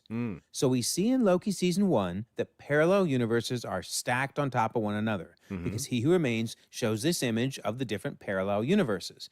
Don't they look so nice and neat, like there'd never be a problem between them? Well, it turns out there's at least 3 ways you can have incursions form between parallel universes. Reed Richards in Multiverse of Madness lays out each of the ways it can happen. First, he explains an incursion occurs when the boundary between 2 universes erodes and they collide, destroying one or both entirely. So basically, if the boundary erodes, you can have an incursion, and I think we see an example of that illustrated by Kang in Quantumania. He says the other Kangs were playing with time, like children.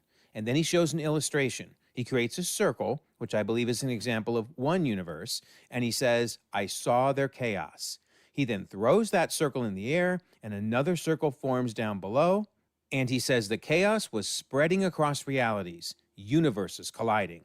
And notice the branches are now forming off of what otherwise was a perfectly nice circle. Slowly the branches are forming upwards and downwards until you end up with endless incursions. So basically, he's showing us how these 2 universes are going to cause a problem because, well, they were playing with time. Sure. I saw the multiverse and it was dying. So I'm pretty sure that's an illustration of what Reed Richards was explaining. Also, I love this interview from Kate Herron way back in 2021.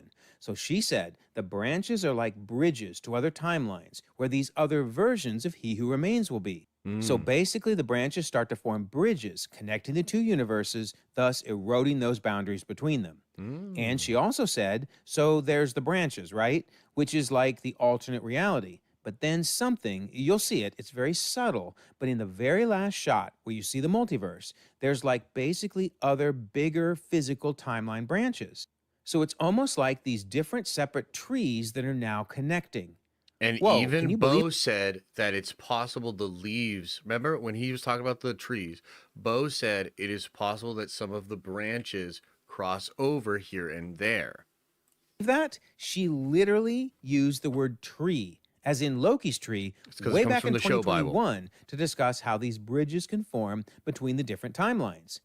She goes on to say, it's almost like a bridge. If you can imagine the branch, it's like another reality. But if that branch extends beyond a certain point, it will then connect to other physical timelines. That last shot we did, there are like other thicker branches that are meant to be our timeline, and there are the other timelines like that, and the branches are the connectors, basically. Interesting. So she's essentially describing, way back in 2021, what the Kang from Quantumania was showing to Janet. I love how it all connects. All right, the second way you can cause an incursion is by visiting parallel universes. So Reed Richards says, Stephen, your arrival here confuses and destabilizes reality. The larger the footprint you leave behind, the greater the risk of an incursion. And I think we saw that in No Way Home, because Doctor Strange realized they have to get those villains and the Spider-Man back to their universes. He says, I need you to capture them and bring them here while I figure out how to get them back home before they destroy the fabric of reality. So basically, we started to see an incursion forming because those villains and the Spider-Man were in the wrong universe. So going to a parallel universe is a big-time problem. However, we've seen multiple times that staying in a branched universe is not an issue. Gamora came from the 2014 branch, the Watcher put Black Widow in another branch, Logan is allowed to stay in a different branch, etc. They ended up in different branches and there were never any issues of incursions. So that's really important to notice. And it does make you have to wonder why we don't have an incursion in the Morbius post-credit scene, or at least eventually we I've would have never gotten wondered one. that. Because the Vulture was Gonna sent be real. to Morbius's universe. Never really wondered It has about to be that. the worst post-credit scene ever. It is, yeah. I'm not sure how I got here. Has something to do with Spider-Man, I think. Jesus Oh, Christ, dude. so painful. So Yeah, dude, very, for very real, painful. for real. I mean, What the first of all, fuck were there's they no way thinking? Doctor Strange's spell would randomly throw the Vulture into the Morbius universe. Yeah. But even if it did, the Morbius universe, which is the same as the Venom universe, would be destroyed. It's so ridiculous. And actually, I think Sony did a mea culpa and fixed this, because in Across the Spider-Verse, they seem to imply that the Collider event is why the Vulture got shot to the Morbius universe, not because of Doctor Strange's spell. How about that? So Spider-Gwen says, "You're not my Vulture. What are you, made of parchment?" And we see a Vulture from a different universe shouting, "What cursed world have you brought me to?" But that's not what America did, right? You were America, having an espresso they in would have some been old-timey parchment, or he would have Leonardo da been Vinci dimension, and suddenly a like portal they were. opens up, and you wind up here. I And love of course, by that the way, portal love the Kirby crackle that they put into this movie with their portals. is because of the Collider event during Into the Spider-Verse. Then Miguel says, "You left a hole wide enough for guys like him to randomly get shot into the wrong dimension. Now I'm stuck putting everybody back where they belong." So I'm hoping that Miguel essentially put Vulture back in 616 and just erased that terrible post-credit scene. Yeah, hopefully. But I love the idea that the post-credit scene didn't happen because of Doctor Strange's spell, and that it actually happened because of the Collider event. That would be beautiful. better. Yeah, that'd be Simply beautiful. And we may have some incursions on the horizon due to multiversal visitors. Monica may cause an incursion between 10005 and 616. The Fantastic Four's arrival may cause an incursion between 828 and 616. If it's and that around. leftover drop of Venom goo may cause an incursion between 688 and 616. Oh, and then there's that whatever the heck incursion Doctor Strange caused, right? Which it seems Clea is working with him to fix. Definitely lots of trouble on the horizon. Yep. All right, so the third and final way that you can create an incursion is dreamwalking. So Reed Richards explains that the 838 Doctor Strange had been dreamwalking, and he had inadvertently triggered an incursion, resulting in the annihilation of another universe. So that actually did physically create an incursion. It wiped out a whole nother universe. So basically, you can create incursions by the boundaries being eroded, by going to a different universe, and also by dreamwalking. Very, very dangerous ways to make those parallel universes create incursions. So now, Chris, it's I time don't to know. summarize I don't know all if of I this can, bud. in our final chapter.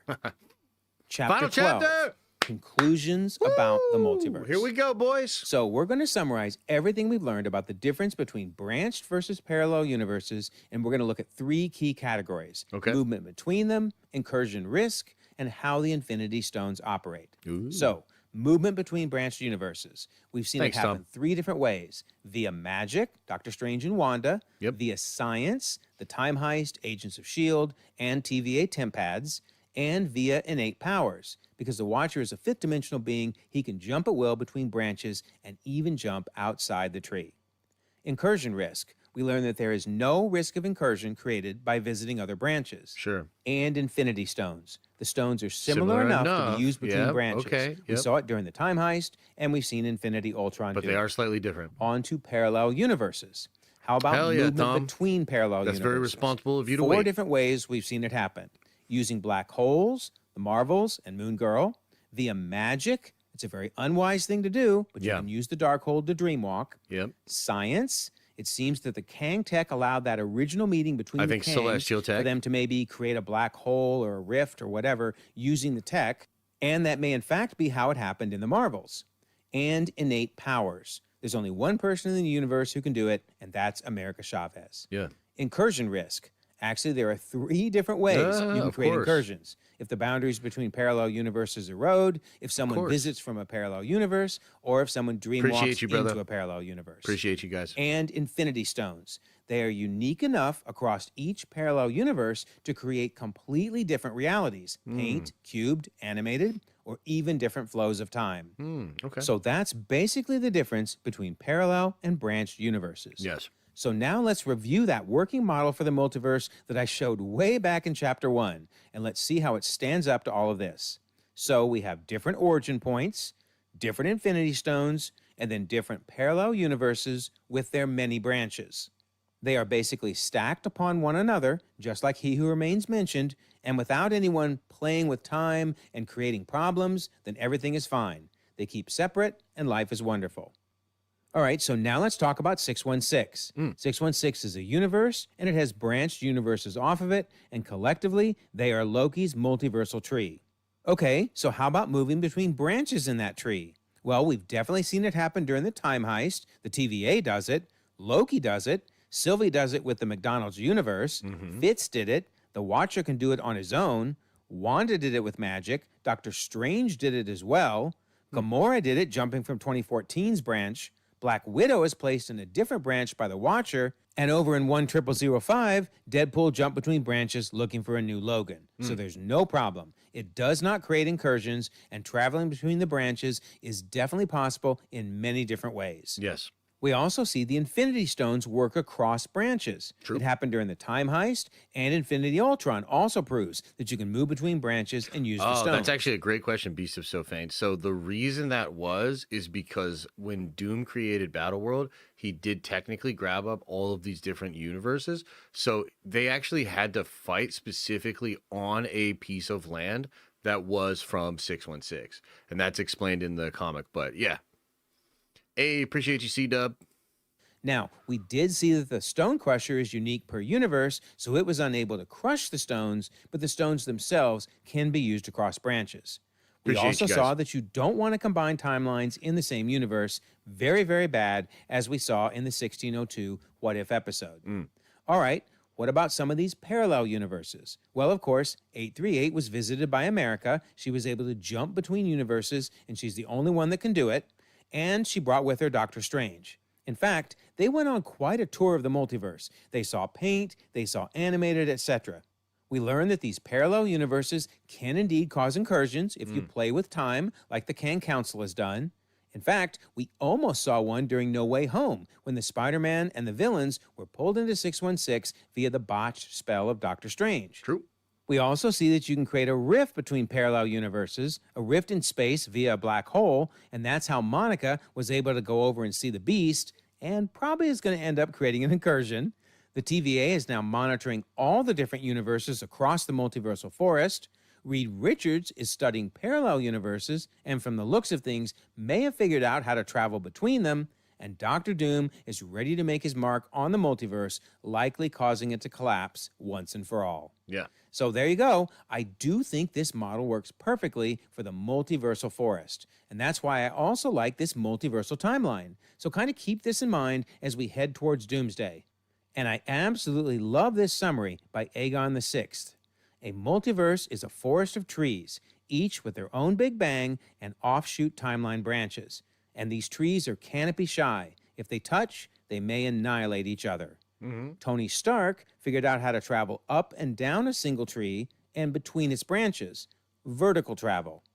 America Chavez can travel between trees, but always seems to arrive in the same relative time period of that tree, horizontal travel. And the Kangs, and also the TVA, can do both, and they can also stand outside of the forest and marvel at the trees. I truly love that. So there you go. That is the definitive history of the multiverse. During this video, I have literally talked about 30 plus different MCU movies, Pretty wild. TV shows, or connected things like Morbius, Venom, Spider-Verse, etc. 30 entries, and I believe they all tie together so well. I am very, very impressed how this overall story has been coming together. Yep. Major kudos to Marvel for that. So that's the end, at least for now. There's so much more to learn as we barrel headfirst towards Doomsday. Hell yeah. And go support this homie, man. This dude does great work.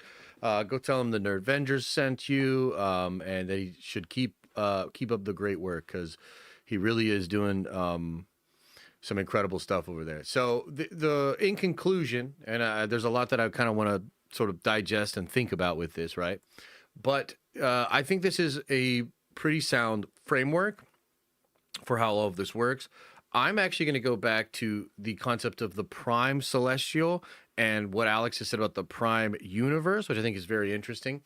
I also like this idea of anchored realities and anchor beings potentially being connected to that. Like maybe the reason anchor beings are dangerous or potentially bad, or the reason they allow the decay of timelines, is that maybe there are certain beings, like the ones from the Prime Universe, that when they move through space-time and make choices, they can create maybe all new trees or very strong branches that then everything is anchored throughout. I'm not really sure.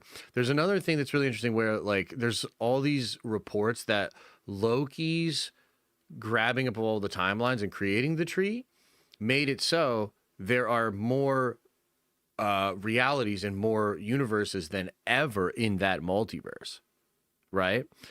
Which means that there's just more variants than ever, more potential good and bad versions of characters that could be pulled out, which is really interesting. And then, of course, where does the concept of the Prime Universe come in? Because that's not really touched on it in this video at all, but that is like a big, big rumor, and this whole thing with like the variants being sort of written into different roles and whatnot is quite interesting as well. So yeah, I'll chill for like 5 more minutes, guys. Any other questions, comments, anything you're thinking, man? I kind of have to digest this, but wow, what a great video, huh?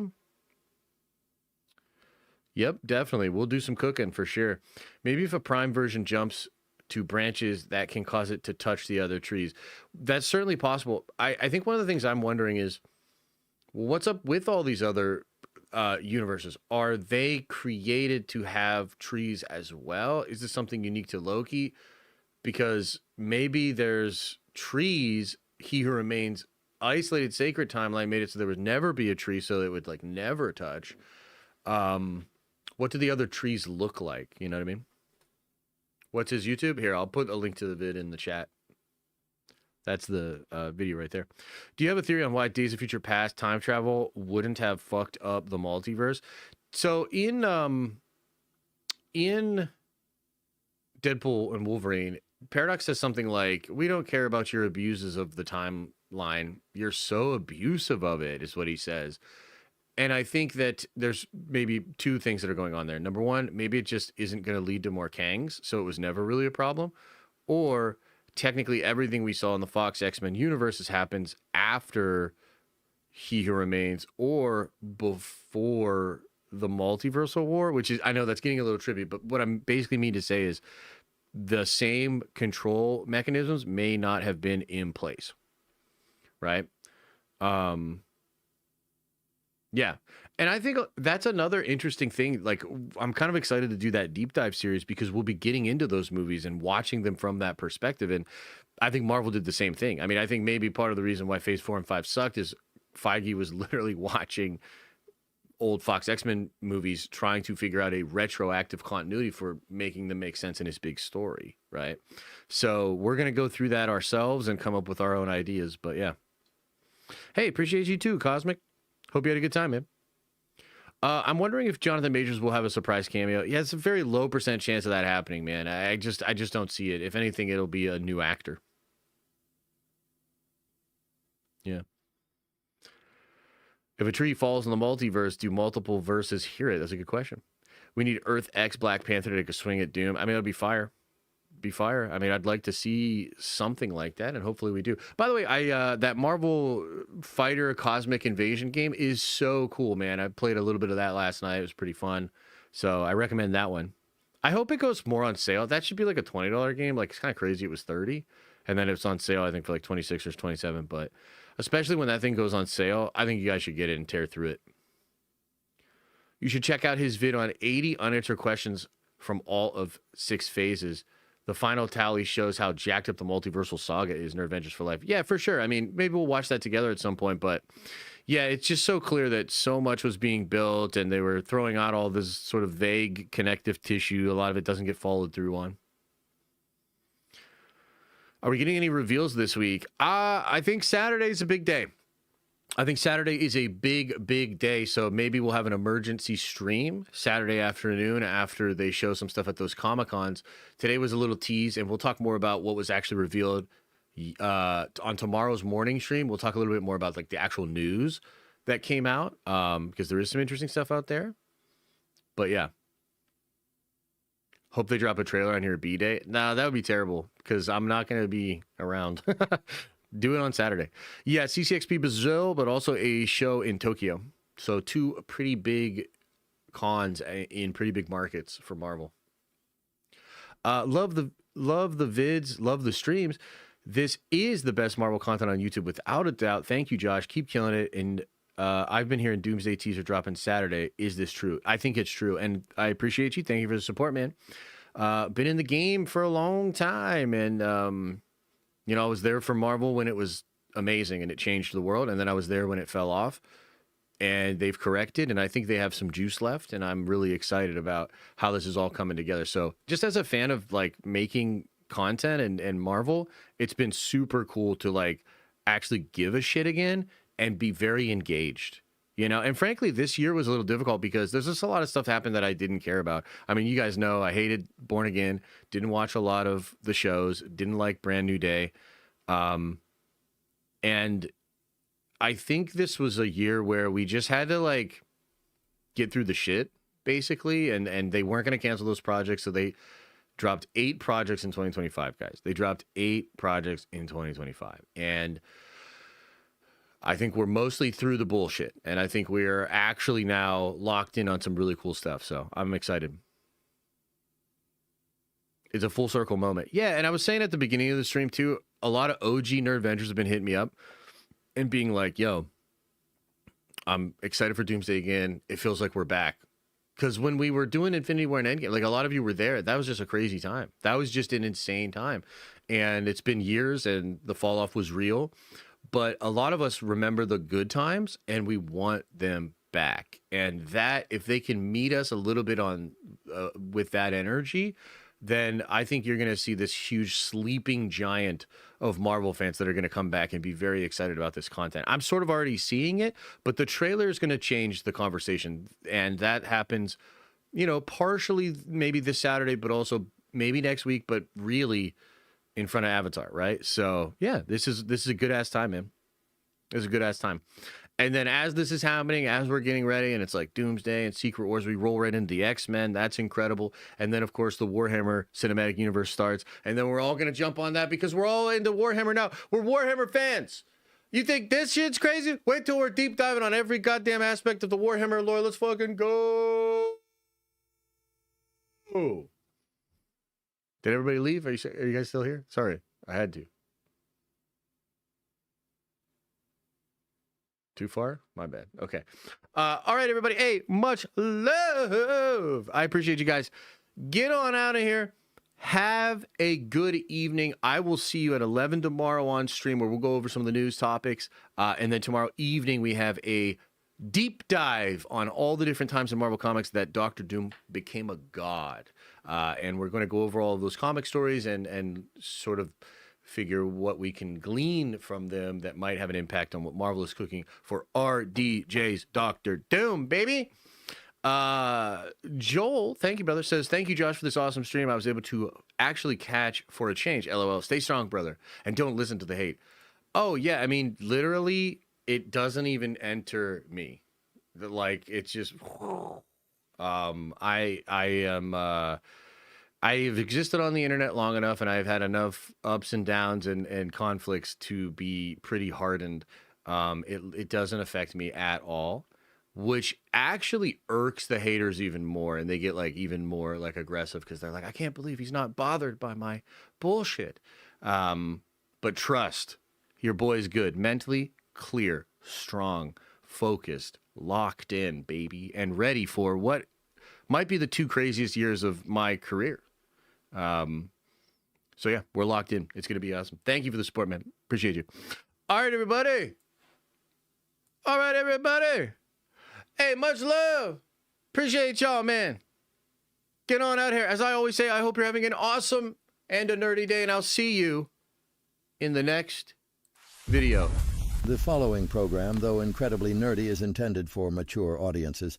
Viewer discretion is advised, and you probably shouldn't watch if you're an overly sensitive pussy.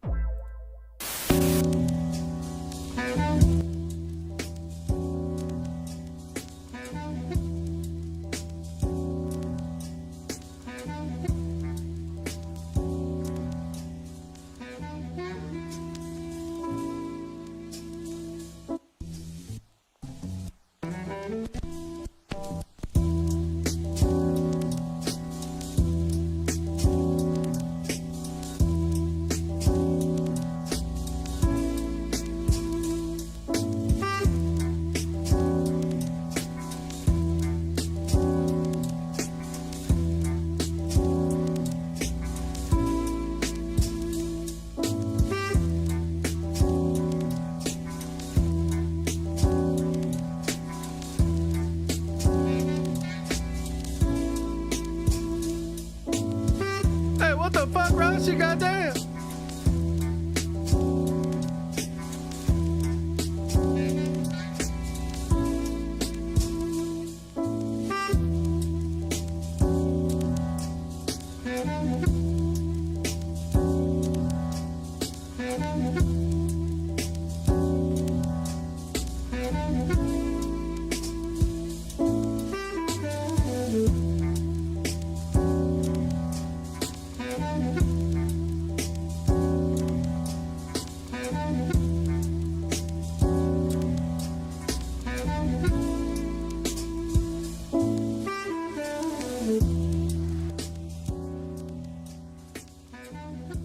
Is everybody gone?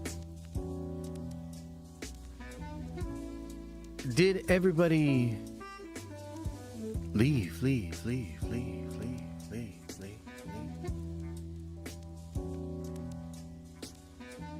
That shit was dope, bro. Oh my god, we just watched a 2-hour video. Time flew by. I'm super locked in. Holy shit. Crazy. All right, get on out of here. It's a really fun song called Nerd Girl by MC Chris. Hey, do me a favor. On your way out, Actually, make it 2. Open up that third eye. And watch out your stinky butt, huh?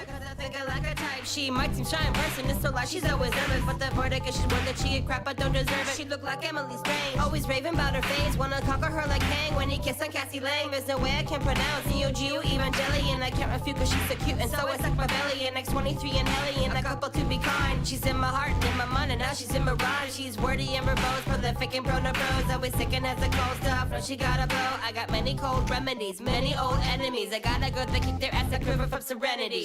Nerd girl, I don't deserve you. I don't get the references you refer to. I love your lips smackers and your lack of perfume. I hope to get you home by curfew. Word up! Her parents are divorced and there's often daddy issues. Try not to take advantage while I hand her all my tissues. She hits me to the back, she likes I couldn't be more clueless. Every word comes out her mouth is now on my to-do list. She's romantic, known to panic with anxiety attacks. Literary is so scary, reading Bronte back to back. She playing Ragnarok on her mother's Magnavox. She underneath my skin like a million nanobots. She's like Annie Potts and Buses, get my freak on like a Megon. Say their base right to her face and she will be like Megon. If not now, I know I can wait like Lucas and the Locust. You know this will make no 6 say I play perfect the slow kiss. You can't resist Chris cause he helps you distress.